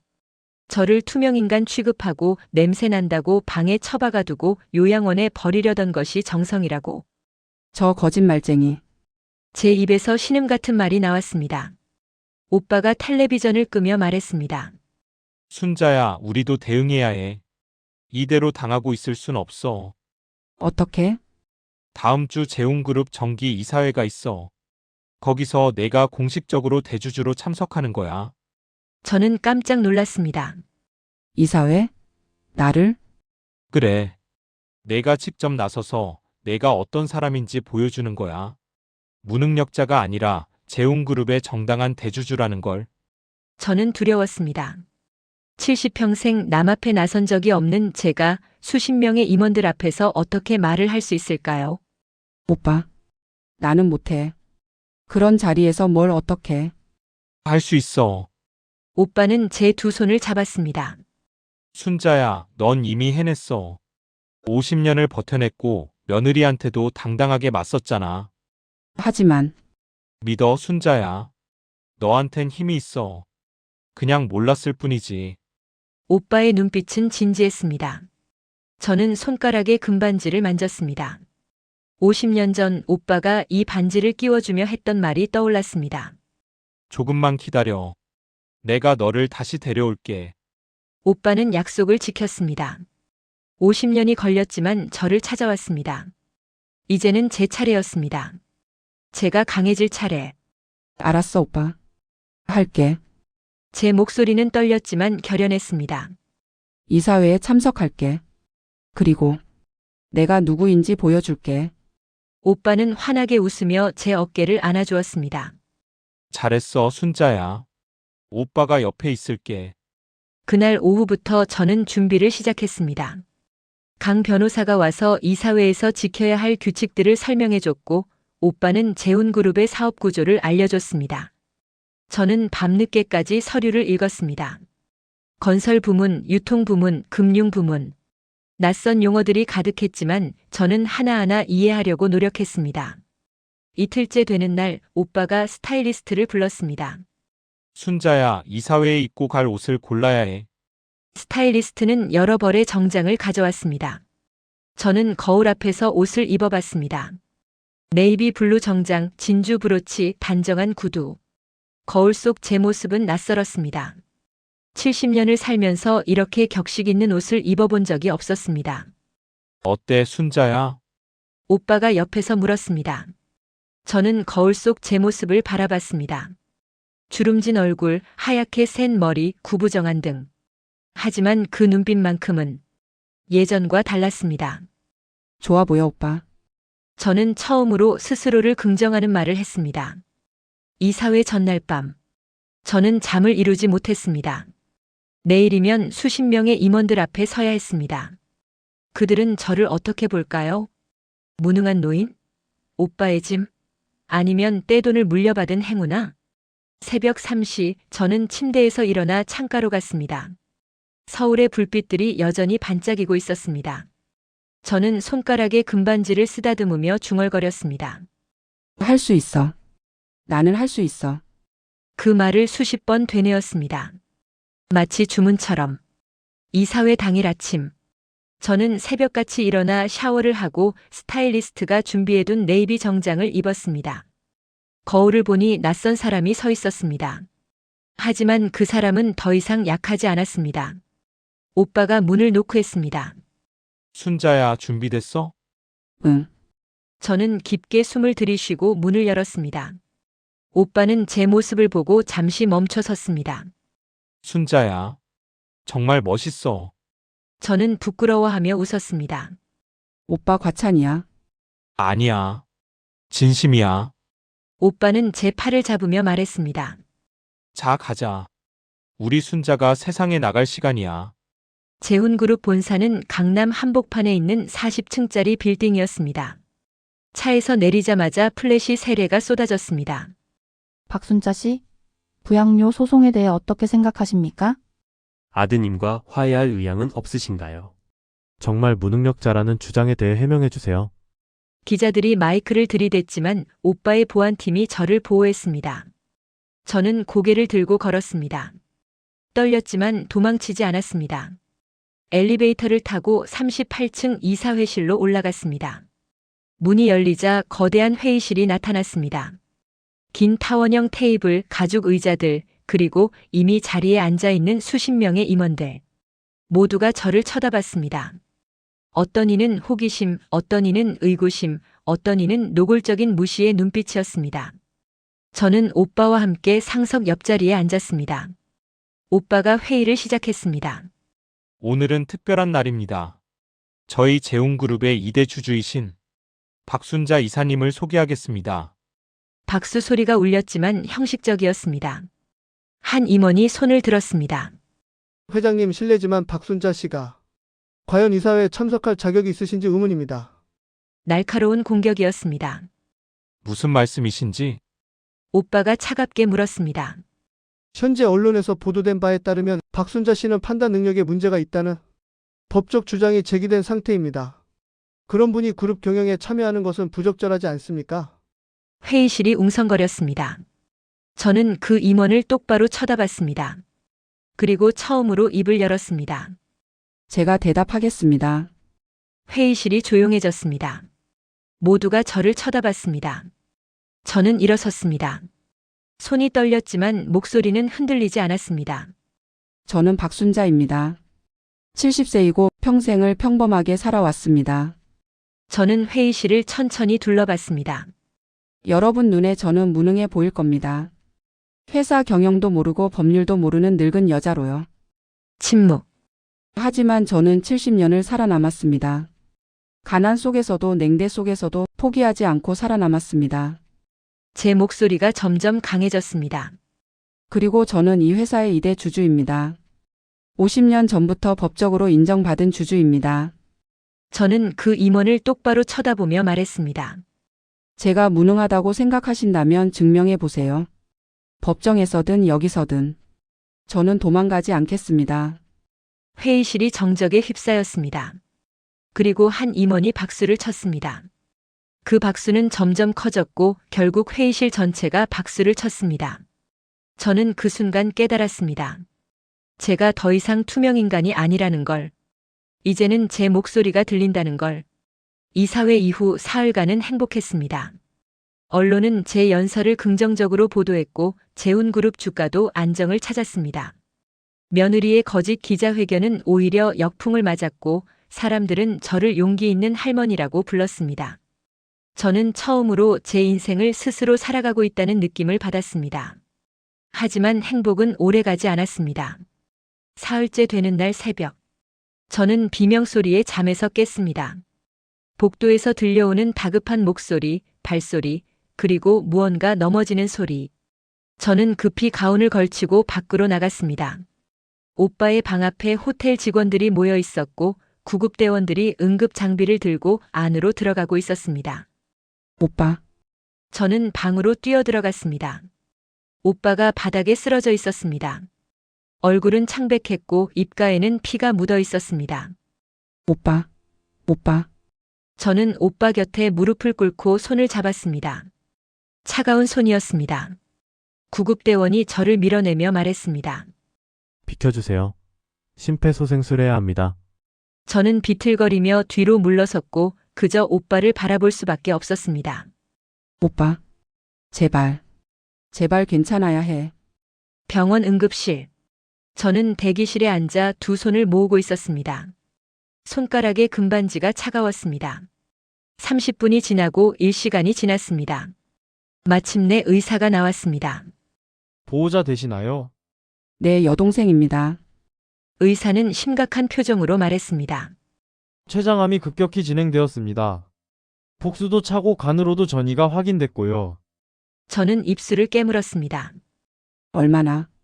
얼마나 남았나요? 의사는 잠시 망설이다 대답했습니다. 길어야 2주입니다. 최선을 다하겠지만 각오하셔야 할 것 같습니다. 2주. 그 말이 제 가슴을 찢었습니다. 50년 만에 만난 오빠를 이제 2주 후면 다시 보낼 수 없다니. 면회. 할 수 있나요? 지금은 중환자실에 계십니다. 오후쯤 되면 잠깐 들어가실 수 있을 겁니다. 저는 병원 복도를 걸었습니다. 발걸음이 무거웠고 세상이 무너지는 것 같았습니다. 창밖으로 아침 햇살이 들어왔지만 제 마음은 어둠뿐이었습니다. 오빠, 나를 두고 가면 어떡해. 벤치에 앉아 눈물을 흘리는데 휴대폰이 울렸습니다. 강 변호사였습니다. 여사님, 큰일 났습니다. 그의 목소리는 다급했습니다. 무슨 일이에요? 최은혜 씨가 새로운 증거를 법원에 제출했습니다. 저는 가슴이 철렁했습니다. 무슨 증거요? 여사님이 15년간 받았다는 용돈 영수증들입니다. 매달 현금 200만 원씩 받았다는 서명이 여사님 필적으로 되어 있습니다. 말도 안 돼요. 나는 그런 돈 받은 적 없어요. 저도 압니다. 하지만 필적 감정을 해봐야 할 것 같습니다. 일단 오늘 오후 긴급 법정 신문이 잡혔습니다. 저는 휴대폰을 꽉 쥐었습니다. 오빠는 중환자실에 있고 저는 법정에 가야 한다니. 알겠어요. 갈게요. 전화를 끊고 저는 고개를 묻었습니다. 오후 2시. 저는 법원 복도에 서 있었습니다. 네이비 정장을 입었지만 며칠 전 이사회에서의 자신감은 온데간데 없었습니다. 강 변호사가 서류 뭉치를 들고 왔습니다. 여사님, 이게 그들이 제출한 증거입니다. 저는 서류를 받아들었습니다. 15년치 영수증이 빼곡했습니다. 박순자 용돈 200만 원 수령. 제 이름으로 된 서명이 매달 적혀 있었습니다. 이건 제 글씨가 아니에요. 조작이라는 건 저도 압니다. 하지만 필적이 상당히 유사합니다. 전문가가 감정해도 시간이 걸릴 겁니다. 시간이 얼마나 걸려요? 최소 2주입니다. 2주. 오빠에게 남은 시간과 똑같았습니다. 저는 법정문을 바라봤습니다. 안에서는 민수와 은혜가 변호사와 함께 앉아 있을 것입니다. 할 수 있어. 나는 할 수 있어. 저는 깊게 숨을 들이쉬고 문을 열었습니다. 법정 안. 민수와 은혜가 반대편에 앉아 있었습니다. 은혜는 여전히 검은 옷을 입고 슬픈 표정을 짓고 있었습니다. 민수는 고개를 숙인 채 저를 쳐다보지 않았습니다. 판사가 입장했고 신문이 시작되었습니다. 원고 측 증거를 제시하시죠. 은혜의 변호사가 일어섰습니다. 40대 중반으로 보이는 날카로운 인상의 남성이었습니다. 재판장님, 피고 박순자는 15년간 원고로부터 매달 200만 원씩 총 3억 6천만 원을 수령했습니다. 그는 영수증 뭉치를 제출했습니다. 이 영수증들은 모두 피고의 서명이 있으며 피고가 원고로부터 경제적 지원을 받았음을 명백히 증명합니다. 판사가 영수증을 검토했습니다. 피고 측 반박하시겠습니까? 강 변호사가 일어섰습니다. 재판장님, 이 영수증들은 조작입니다. 피고는 그러한 돈을 받은 적이 없습니다. 증거가 있습니까? 필적 감정을 요청합니다. 이 서명들은 피고의 필체가 아닙니다. 판사가 고개를 끄덕였습니다. 필적 감정에는 시간이 필요합니다. 최소 2주.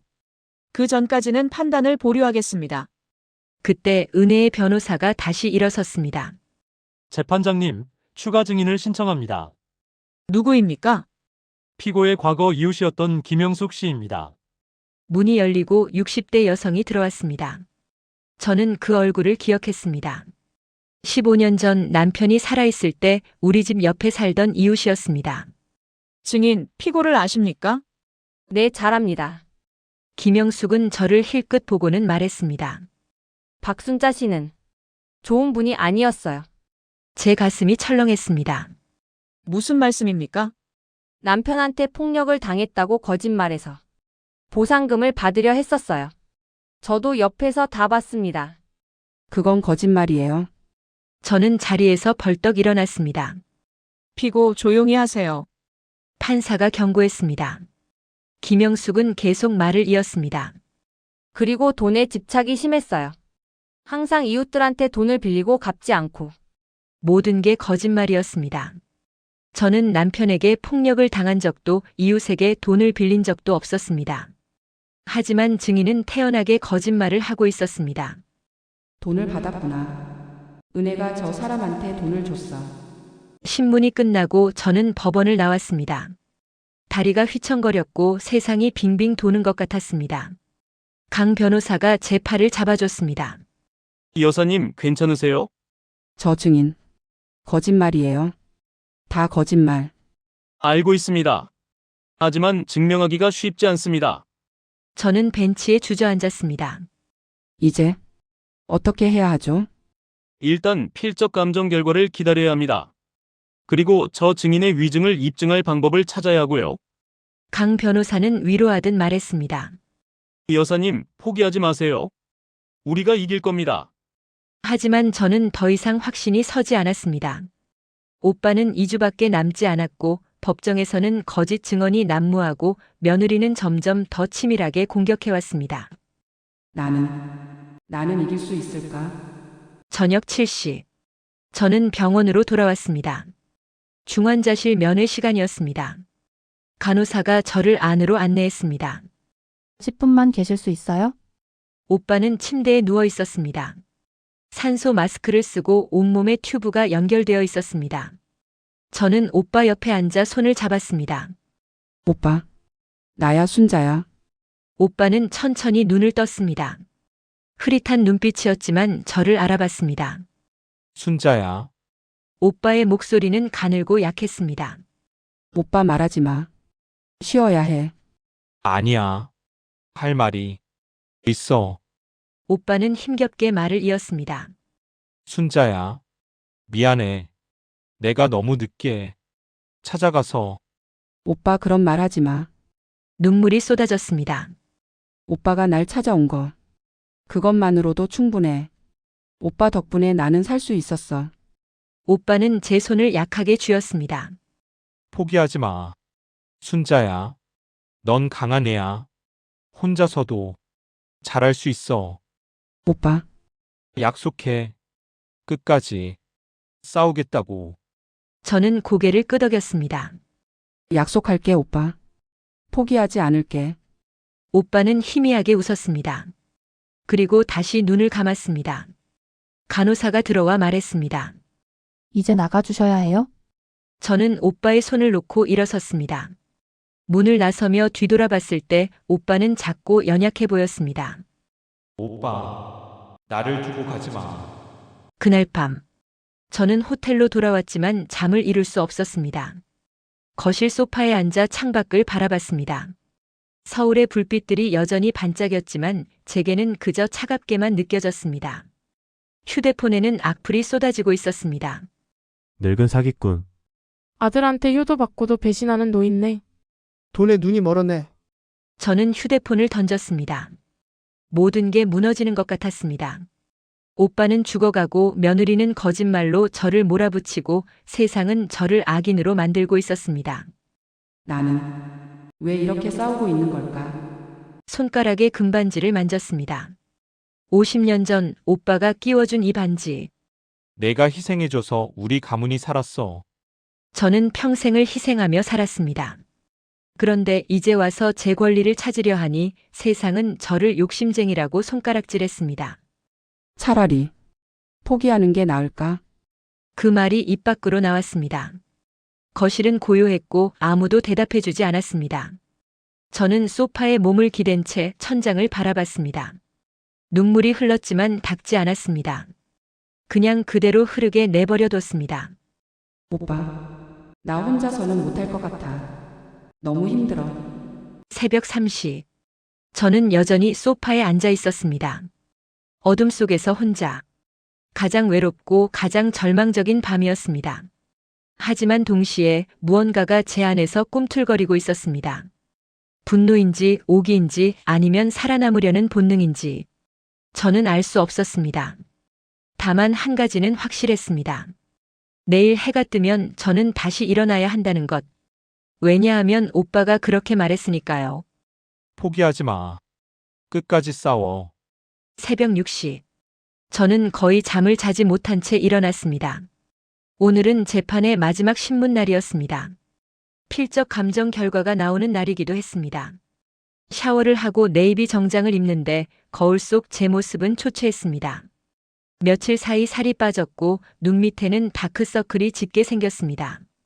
오늘이 마지막이야. 이기든 지든 오늘로 끝나. 손가락에 금반지를 쓰다듬으며 저는 깊게 숨을 들이쉬었습니다. 그때 호텔 전화가 울렸습니다. 박순자 여사님 병원에서 연락이 왔습니다. 박재훈 회장님이 깨어나셨다고 하시네요. 저는 전화를 덥석 잡았습니다. 지금 가도 돼요? 네, 의사 선생님이 잠시라도 뵙고 가시라고 하셨습니다. 30분 후 저는 병원 중환자실 앞에 서 있었습니다. 의사가 저를 맞이했습니다. 여사님, 회장님 상태가 많이 악화됐습니다. 오늘 아마 마지막이실 겁니다. 제 다리가 휘청거렸습니다. 면회. 할 수 있나요? 네, 들어가세요. 하지만 오래 계시면 안 됩니다. 중환자실 문을 열고 들어갔습니다. 오빠는 침대에 누워 있었습니다. 어제보다 더 야위었고 얼굴은 더 창백했습니다. 하지만 눈은 떠 있었습니다. 오빠, 저는 침대 옆으로 다가가 손을 잡았습니다. 오빠는 희미하게 웃었습니다. 순자야. 왔구나. 오빠 말하지 마. 힘들잖아. 아니야. 해야 할 말이 있어. 오빠는 힘겹게 옆 테이블을 가리켰습니다. 서랍. 열어봐. 저는 서랍을 열었습니다. 안에는 작은 USB가 들어 있었습니다. 이게 뭐야, 오빠? 증거야. 은혜가 김영숙한테 돈 준 증거. 저는 깜짝 놀라 USB를 꺼내 들었습니다. 어떻게?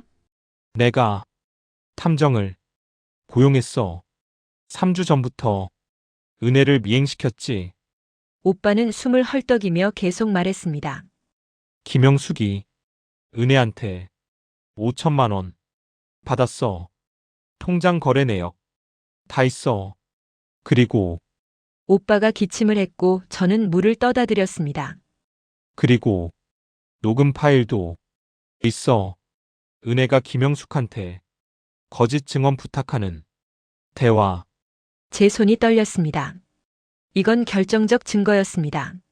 오빠. 고마워. 정말 고마워. 순자야, 오빠가 제 손을 약하게 잡았습니다. 오늘 법정에서 이겨. 꼭 이겨야 해. 응, 이게 해. 꼭 이게 해. 그리고 순자야, 미안해. 오빠가 너무 일찍 가서.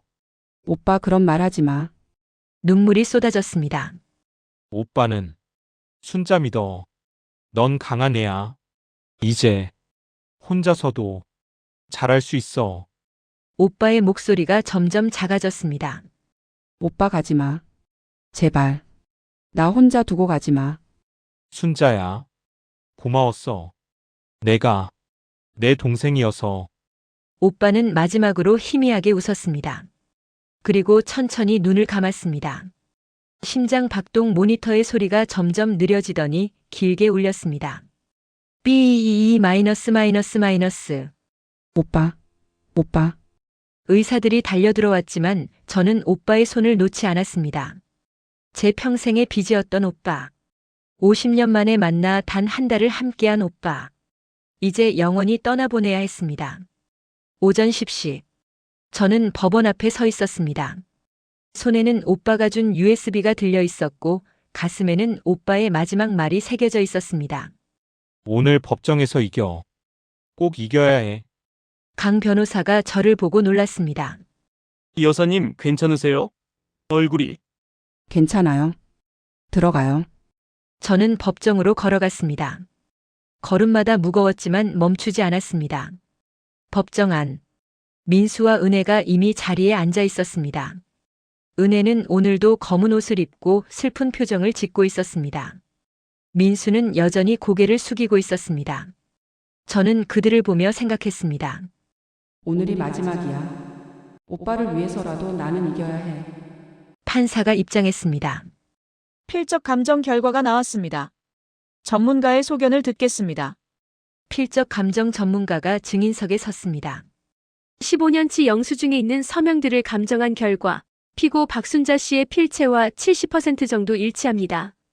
은혜의 변호사가 벌떡 일어났습니다. 재판장님, 70% 일치라면 피고가 서명한 것이 명백합니다. 하지만 전문가가 계속 말했습니다. 다만 중요한 점이 있습니다. 피랍과 획순에 부자연스러운 점들이 발견되었습니다. 무슨 말씀입니까? 이 서명들은 피고의 필체를 모방하여 천천히 따라 쓴 흔적이 있습니다. 즉 위조입니다. 법정이 술렁거렸습니다. 은혜의 얼굴이 하얗게 변했습니다. 강 변호사가 일어섰습니다. 재판장님, 추가 증거를 제출하겠습니다. 그는 USB를 법원에 제출했습니다. 이 USB에는 원고 최은혜 씨가 증인 김영숙 씨에게 5천만 원을 송금한 통장 거래 내역과 거짓 증언을 부탁하는 녹음 파일이 들어 있습니다. 뭐라고요? 판사가 USB를 받아 노트북에 연결했습니다. 법정 스피커에서 녹음 파일이 재생되었습니다. 영숙 언니 부탁이에요. 법정에서 시어머니가 옛날에 남편한테 폭력 당했다고, 거짓말했다고 증언해주세요. 그런 거짓말을 어떻게 해요? 5천만 원 드릴게요. 언니 딸 대학 등록금 걱정되시잖아요. 알겠어요. 하겠어요. 녹음이 끝나자 법정은 정적에 휩싸였습니다. 은혜는 얼굴이 새하얗게 질렸고 민수는 충격받은 표정으로 은혜를 쳐다봤습니다. 판사가 은혜를 향해 물었습니다.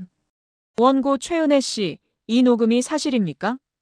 은혜는 입술을 떨며 아무 말도 하지 못했습니다. 강 변호사가 다시 일어섰습니다.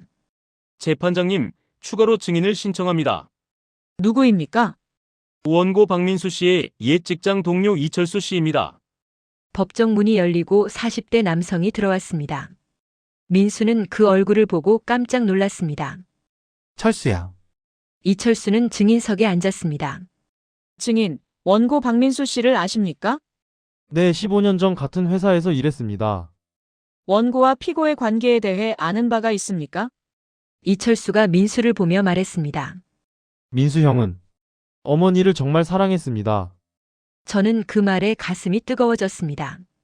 15년 전 민수 형이 결혼할 때였어요. 형수님, 최은혜 씨가 어머님을 모시는 걸 반대했습니다. 이철수는 계속 말을 이었습니다. 그래서 민수 형은 고민했어요. 어머니를 모실 수 없으면 결혼하지 않겠다고까지 했죠. 민수가 고개를 들어 저를 보았습니다. 하지만 최은혜 씨가 결국 동의했어요. 조건이 있었죠. 무슨 조건이었습니까? 어머님 명의로 된 집을 은혜 씨 앞으로 넘기라는 조건이었습니다. 법정이 다시 술렁거렸습니다. 그래서 민수 형은 어머님께 거짓말을 했습니다. 집을 담보로 사업 자금을 빌려야 한다고. 저는 그 이야기를 듣고 15년 전이 떠올랐습니다. 민수가 와서 엄마 미안한데 집 좀 담보로 잡아야 해. 사업 때문에. 라고 했던 그날. 저는 아들을 믿고 서류에 도장을 찍었습니다.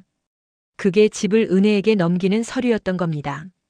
그 후로 민수 형은 점점 변했습니다. 은혜 씨가 어머님을 무시하고 학대해도 형은 아무 말도 하지 못했어요. 이철수의 목소리가 떨렸습니다. 왜냐하면 집이 은혜 씨 명의였고 형은 언제든 어머님과 함께 쫓겨날 수 있었으니까요. 민수가 얼굴을 손으로 감싸며 흐느끼기 시작했습니다. 저는 그 모습을 보며 가슴이 아팠습니다. 민수도 피해자였구나. 판사가 엄숙하게 말했습니다. 원고 최은혜 씨, 증인 매수, 위증교사, 서류 위조 등은 명백한 범죄 행위입니다. 은혜는 더 이상 슬픈 척하지 못했습니다. 재판장님, 저는 변명하지 마세요. 증거가 명백합니다. 판사가 판결문을 읽기 시작했습니다. 원고 박민수, 최은혜의 부양료 청구는 기각합니다. 또한 원고 최은혜는 위증교사 및 증거 위조 혐의로 검찰에 고발 조치하겠습니다. 은혜의 변호사가 일어나려 했지만 판사가 손을 들어 제지했습니다. 그리고 원고 박민수가 15년 전 사기로 취득한 부동산은 원소유주인 피고 박순자에게 반환하도록 명합니다. 법정이 조용해졌습니다. 이상으로 재판을 마치겠습니다. 판사의 마지막 선언. 그리고 법정에 묵직한 침묵이 내렸습니다. 저는 자리에서 일어섰습니다. 다리가 후들거렸지만 저는 곧게 섰습니다. 이겼다. 오빠 내가 이겼어. 은혜는 얼굴을 감싼 채 법정 밖으로 달려나갔습니다.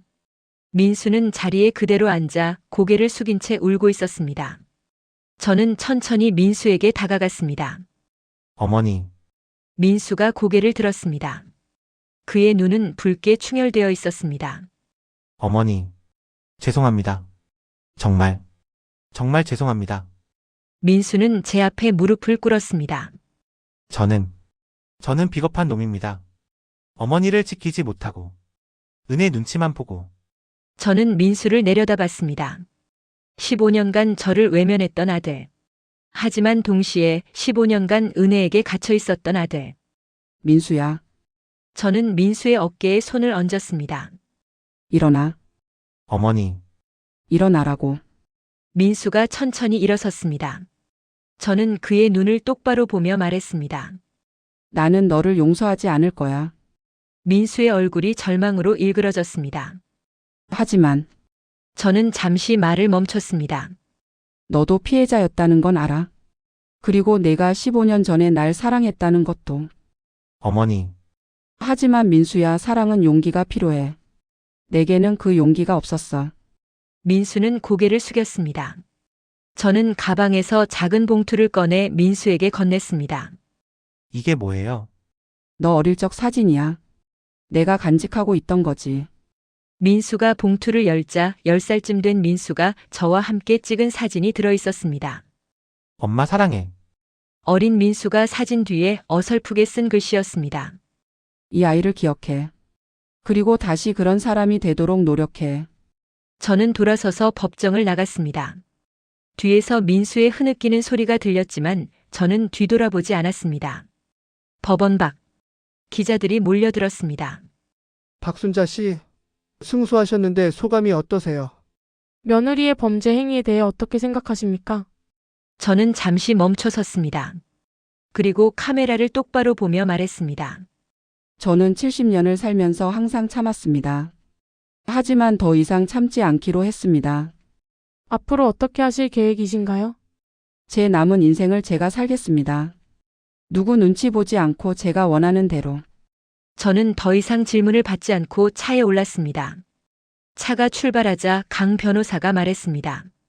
여사님, 정말 대단하십니다. 고마워요, 강 변호사님. 변호사님이 아니었으면 이기지 못했을 거예요. 아닙니다. 여사님이 포기하지 않으셨기에 이긴 겁니다. 저는 창밖을 바라봤습니다. 서울의 거리가 펼쳐져 있었고 사람들이 바쁘게 오가고 있었습니다. 저는 손가락에 금반지를 쓰다듬었습니다. 오빠, 내가 이겼어. 내가 준 마지막 선물로 이겼어. 눈물이 흘렀지만 이번에는 슬픔의 눈물이 아니었습니다. 해방의 눈물이었습니다. 그날 저녁, 저는 오빠의 빈소가 마련된 병원 장례식장에 갔습니다. 검은 상복을 입고 오빠 앞에 섰습니다. 영정 사진 속 오빠는 젊은 시절의 모습이었습니다. 50년 전 제 손에 금반지를 끼워주던 그 오빠. 오빠, 내가 이겼어. 저는 오빠에게 속삭였습니다. 오빠가 준 증거로 이겼어. 고마워, 오빠. 정말 고마워. 눈물이 쏟아졌습니다. 이제 편히 쉬어. 오빠가 해야 할 일은 다 했어. 저는 오빠 앞에 무릎을 꿇고 긴 절을 올렸습니다. 50년간의 빚을 갚는 마지막 인사였습니다. 그날 밤 저는 오빠 곁을 지켰습니다. 혼자가 아니었습니다. 재훈그룹의 임원들이 찾아왔고 강 변호사도 왔고 심지어 이사회에서 만났던 몇몇 사람들도 조문을 왔습니다. 저는 더 이상 투명 인간이 아니었습니다. 사람들이 저를 보았고 저를 인정했습니다. 오빠 덕분이었습니다. 고마워, 오빠. 나를 사람으로 만들어줘서. 1년 후, 봄이었습니다. 저는 재훈그룹 본사 38층 회장실 창가에 서서 서울 전경을 바라보고 있었습니다. 1년 전 오빠가 떠난 이후 많은 것이 변했습니다. 저는 이제 재훈그룹의 공동회장이었습니다. 오빠가 남긴 유언에 따라 저는 오빠의 지분까지 물려받았고 이제 재훈그룹의 최대 주주가 되었습니다. 처음에는 두려웠습니다. 70세의 나이에 거대한 기업을 이끌어야 한다는 것이. 하지만 저는 해냈습니다. 아니, 해내고 있었습니다. 회장실 책상 위에는 오빠의 사진이 놓여 있었습니다. 젊은 시절 오빠의 모습, 자신감 넘치는 눈빛으로 카메라를 바라보던 그 사진. 오빠 잘 지켜보고 있지? 저는 사진을 쓰다듬으며 중얼거렸습니다. 그때 비서가 노크를 했습니다. 회장님, 10시 이사회 시간입니다. 알겠습니다. 지금 가겠습니다. 저는 네이비 정장 재킷을 입고 회장실을 나섰습니다. 이사회실. 1년 전 제가 처음으로 연설을 했던 그곳. 이제 저는 이곳의 주인이었습니다. 임원들이 일어서서 인사했습니다. 회장님 안녕하십니까? 저는 고개를 끄덕이며 상석에 앉았습니다. 앉으세요. 오늘 안건을 시작하겠습니다. 강 변호사가 이제는 재훈그룹의 법무이사가 되어 옆에 앉아 있었습니다. 회장님, 첫 번째 안건은 순자재단 설립에 관한 건입니다. 저는 고개를 끄덕였습니다. 순자재단. 오빠의 이름이 아닌 제 이름으로 만드는 재단이었습니다. 재단의 목적은 3가지입니다. 저는 서류를 보며 설명했습니다. 첫째, 가정 내 학대를 받는 노인들을 위한 법률 지원. 둘째, 경제적 어려움으로 요양시설에 방치된 노인들을 위한 의료 지원. 셋째, 노년층 여성의 경제적 자립을 위한 교육 프로그램. 임원들이 고개를 끄덕였습니다. 회장님의 경험에서 우러나온 의미 있는 사업입니다. 한 임원이 말했습니다. 저는 씁쓸하게 웃었습니다. 제가 겪었던 일을 다른 누구도 겪지 않았으면 합니다. 회의는 순조롭게 진행되었습니다. 순자재단 설립이 만장일치로 통과되었고 초기 운영 자금으로 500억 원이 배정되었습니다. 회의가 끝난 후 저는 다시 회장실로 돌아왔습니다. 오후 3시. 저는 남산 자락에 있는 작은 요양원을 방문했습니다. 순자재단이 첫 번째로 후원하기로 결정한 곳이었습니다. 요양원 원장이 저를 맞이했습니다. 회장님 오셨습니까? 어르신들이 기다리고 계십니다. 저는 요양원 거실로 들어갔습니다. 10여 명의 노인들이 소파에 앉아 계셨습니다. 저보다 나이가 많은 분도 계셨고 비슷한 분들도 계셨습니다. 안녕하세요. 박순자입니다. 저는 그분들 앞에 앉았습니다. 한 할머니가 제 손을 잡았습니다. 회장님 텔레비전에서 봤어요. 그 재판. 정말 대단하셨어요. 감사합니다. 저희도 가족한테 버림받았어요. 근데 회장님처럼 용기가 없어서 그 할머니의 목소리가 떨렸습니다. 저는 그분의 손을 꽉 잡았습니다. 이제는 혼자가 아니에요. 제가 도와드릴게요. 순자재단이 도와드릴 겁니다. 할머니가 눈물을 흘렸습니다. 고맙습니다. 정말 고맙습니다. 저는 그날 오후 내내 요양원에 머물며 노인들의 이야기를 들었습니다. 각자의 사연이 있었습니다.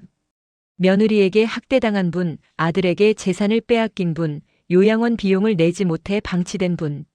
모두 제 이야기와 비슷했습니다. 나만 겪은 게 아니었구나. 저는 그날 제가 왜 이 일을 해야 하는지 확실히 깨달았습니다. 저녁 7시. 저는 호텔 펜트하우스로 돌아왔습니다. 1년 전 오빠와 함께 머물던 그곳. 이제는 제 집이 되어 있었습니다. 문을 열고 들어서니 텅 빈 거실이 저를 맞이했습니다. 저는 소파에 앉아 창밖을 바라봤습니다. 서울의 야경이 펼쳐져 있었고 남산타워가 불을 밝히고 있었습니다. 손가락에 금반지를 만졌습니다.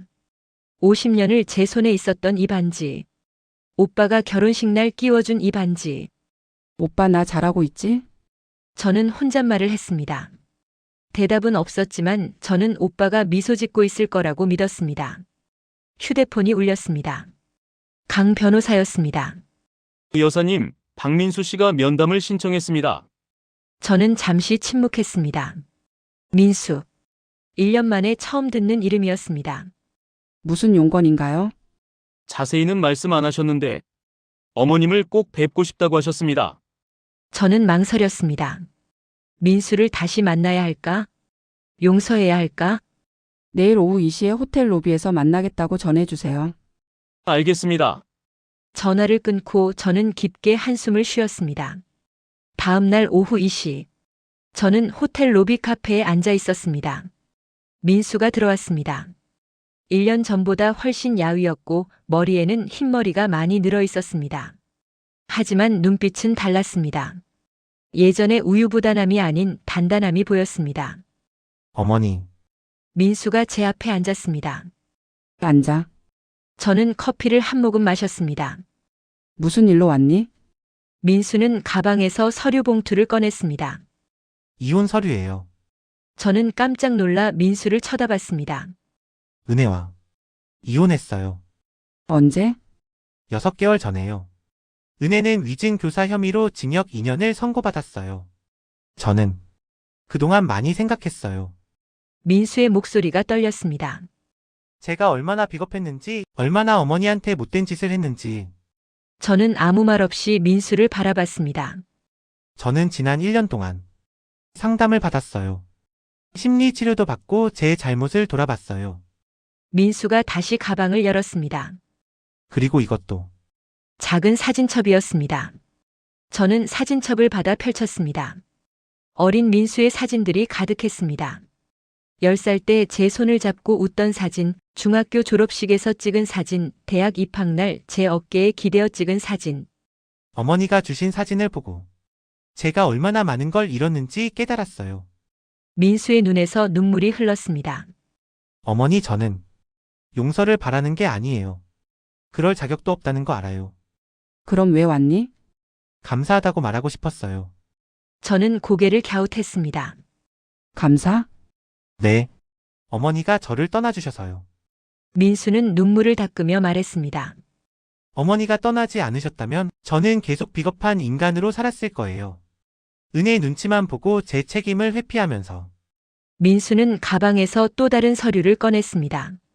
저는 지금 노인 인권 단체에서 봉사활동을 하고 있어요. 어머니처럼 가족에게 학대받는 노인들을 돕는 일이요.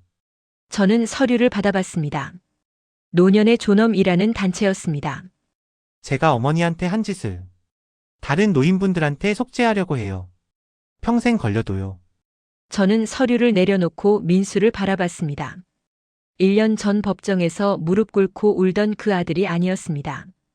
이제는 자신의 길을 찾은 어른이었습니다. 잘하고 있구나. 제 입에서 그 말이 나왔습니다. 민수는 깜짝 놀라 저를 쳐다봤습니다. 어머니, 나는 너를 용서하지 않을 거야. 아직은. 저는 차갑게 말했습니다. 하지만 내가 변하고 있다는 건 알겠어. 민수가 고개를 숙였습니다. 민수야, 저는 사진첩을 민수에게 돌려주며 말했습니다. 이 사진 속 아이를 계속 기억해. 그리고 그 아이가 자랑스러워할 사람이 되도록 노력해. 네, 어머니. 그리고 저는 잠시 망설이다 말했습니다. 한 달에 한 번 내가 하는 봉사활동 보고서를 보내. 내가 확인할게. 민수의 눈이 커졌습니다. 정말요? 그럼 저를 아직? 용서는 아니야. 하지만 내가 진짜 변하는지 지켜보겠다는 거지. 민수는 눈물을 흘리며 고개를 숙였습니다. 감사합니다, 어머니. 정말 감사합니다. 저는 자리에서 일어섰습니다. 이제 가봐. 나도 바빠. 네. 어머니 건강하세요. 민수가 떠나는 모습을 보며 저는 복잡한 감정을 느꼈습니다. 용서는 아니었습니다. 하지만 아들에 대한 미련도 완전히 끊을 수는 없었습니다. 시간이 지나면 언젠가는. 저녁. 저는 오빠의 묘지를 찾았습니다. 남산 공원 묘지, 서울이 내려다 보이는 언덕에 오빠는 잠들어 있었습니다. 묘비에는 이렇게 적혀 있었습니다. 재훈그룹 창업주 박재훈. 1950-2025. 여동생을 끝까지 지킨 오빠. 저는 오빠 앞에 무릎을 꿇고 앉았습니다. 오빠 왔어. 봄바람이 불어와 제 머리카락을 흔들었습니다. 순자 재단 만들었어. 오빠가 좋아할 것 같아서. 저는 손가락에 금반지를 쓰다듬었습니다. 그리고 오늘 민수를 만났어. 1년 만에. 바람 소리만 들렸습니다. 그 애가 변하고 있더라. 진짜로. 오빠가 봤으면 좋았을 텐데. 저는 가방에서 작은 꽃다발을 꺼내 묘지에 놓았습니다. 하얀 국화였습니다. 오빠 고마웠어. 50년 만에 날 찾아와 줘서. 한 달밖에 함께 못 있었지만 목이 메었습니다. 그 한 달이 내 70년 인생에서 가장 행복했어. 눈물이 흘렀습니다. 오빠 덕분에 나는 사람이 됐어. 투명 인간이 아니라 이름이 있는 사람. 저는 묘비를 쓰다듬었습니다. 이제 나 혼자서도 잘할 수 있을 것 같아. 오빠가 그렇게 믿어줬잖아. 해가 지고 있었습니다. 서울 하늘이 붉게 물들었고 도시의 불빛들이 하나둘 켜지기 시작했습니다. 편히 쉬어 오빠. 오빠가 해야 할 일은 다 했어. 이제 내 차례야. 저는 일어서서 마지막으로 오빠 묘지를 바라봤습니다. 그리고 돌아섰습니다. 한 달 후, 저는 순자재단 개소식에 참석했습니다. 강남의 작은 빌딩을 임대하여 만든 재단 사무실. 많은 사람들이 모였습니다. 기자들, 임원들, 그리고 제가 도왔던 요양원의 노인들. 저는 단상에 올라 마이크 앞에 섰습니다. 안녕하십니까. 순자재단 이사장 박순자입니다. 박수 소리가 울렸습니다. 저는 70년을 살면서 많은 어려움을 겪었습니다. 가난, 무시, 학대, 버려짐. 저는 청중들을 천천히 둘러봤습니다. 하지만 저는 포기하지 않았습니다. 그리고 운이 좋게도 저를 구해줄 사람이 나타났습니다. 제 목소리가 떨렸습니다. 하지만 모든 사람이 저처럼 운이 좋은 건 아닙니다. 그래서 제가 이 재단을 만들었습니다. 저는 순자재단의 로고를 가리켰습니다. 금반지 모양의 로고였습니다. 이 금반지는 제가 50년 동안 간직한 것입니다. 희생의 상징이기도 하지만 동시에 약속의 상징이기도 합니다. 저는 손가락에 금반지를 들어 보였습니다. 순자재단은 약속합니다. 버려진 노인들을 지키겠다고. 학대받는 분들을 구하겠다고. 그리고 모든 어르신들이 존엄하게 살 수 있도록 돕겠다고. 청중들이 일어서서 박수를 쳤습니다. 저는 그 순간 제 인생이 헛되지 않았다고 느꼈습니다. 70년의 고통이 이 순간을 위한 준비였다고. 그날 밤, 저는 다시 펜트하우스로 돌아왔습니다. 소파에 앉아 창밖을 바라봤습니다. 서울의 야경이 반짝였고 한강이 달빛을 받아 은빛으로 빛났습니다. 저는 손가락의 금반지를 천천히 빼냈습니다. 50년 동안 단 한 번도 빼지 않았던 이 반지. 하지만 이제는 괜찮을 것 같았습니다. 저는 반지를 손바닥에 올려놓고 오래 들여다봤습니다. 안쪽에 새겨진 희미한 문장. 영원히 함께. 오빠, 우리 영원히 함께야. 이 반지가 있든 없든. 저는 반지를 작은 보석함에 넣었습니다. 오빠의 사진 옆에. 이제 저는 반지 없이도 괜찮았습니다. 왜냐하면 오빠는 제 마음속에 있었으니까요. 그리고 저는 이제 제 힘으로 설 수 있었으니까요. 3개월 후, 저는 순자재단 사무실에서 일하고 있었습니다. 책상 위에는 민수가 보낸 봉사활동 보고서가 놓여 있었습니다. 3번째 보고서였습니다. 저는 보고서를 읽으며 작게 미소 지었습니다. 민수는 매주 요양원을 방문하고 법률 상담을 돕고 노인들과 시간을 보내고 있었습니다. 천천히. 아주 천천히지만 변하고 있구나. 문이 노크되었고 강 이사가 들어왔습니다. 회장님, 오늘 오후 5시에 KBS에서 인터뷰 요청이 들어왔습니다. 무슨 인터뷰죠? 노인 인권에 관한 특집 다큐멘터리래요. 회장님을 주인공으로 하고 싶다고 합니다. 저는 잠시 생각하다 고개를 끄덕였습니다. 좋아요. 받겠습니다. 제 이야기가 누군가에게 도움이 된다면. 6개월 후, 다큐멘터리 투명인간에서 회장님까지 마이너스 박순자의 이야기가 방영되었습니다. 저는 호텔에서 혼자 그 다큐를 봤습니다. 화면 속에는 제 이야기가 펼쳐졌습니다. 15년간의 학대, 요양원 직전의 위기, 오빠와의 재회, 법정 투쟁, 그리고 새로운 시작. 마지막 장면에서 저는 이렇게 말했습니다. 나이가 들었다고 약하다고 그것이 무시받아도 되는 이유가 되어서는 안 됩니다. 모든 사람은 존엄할 권리가 있습니다. 70세든 80세든 90세든. 다큐가 끝난 후 휴대폰이 미친 듯이 울렸습니다. 전국에서 문의가 쏟아졌습니다. 저도 도와주세요. 우리 어머니도 학대받고 있어요. 순자재단에 후원하고 싶습니다. 저는 그날 밤 늦게까지 전화를 받았습니다. 그리고 깨달았습니다. 제 이야기가 단지 제 이야기가 아니라 수많은 사람들의 이야기였다는 것을. 1년 후, 저는 71세가 되었습니다. 순자재단은 이제 전국 15개 지역에 지부를 두고 있었고 500명이 넘는 노인들을 돕고 있었습니다. 재훈그룹은 안정적으로 성장했고 저는 분기마다 이사회를 주재하며 회사를 이끌고 있었습니다. 그리고 매달 민수의 보고서를 받아보고 있었습니다. 12번째 보고서를 받던 날 저는 민수에게 처음으로 답장을 보냈습니다. 잘하고 있구나. 계속해라. 마이너스 엄마. 엄마. 15년 만에 처음 쓴 단어였습니다. 어느 봄날, 저는 남산 공원묘지를 다시 찾았습니다. 오빠 묘지 앞에 앉아 지난 2년을 돌아봤습니다.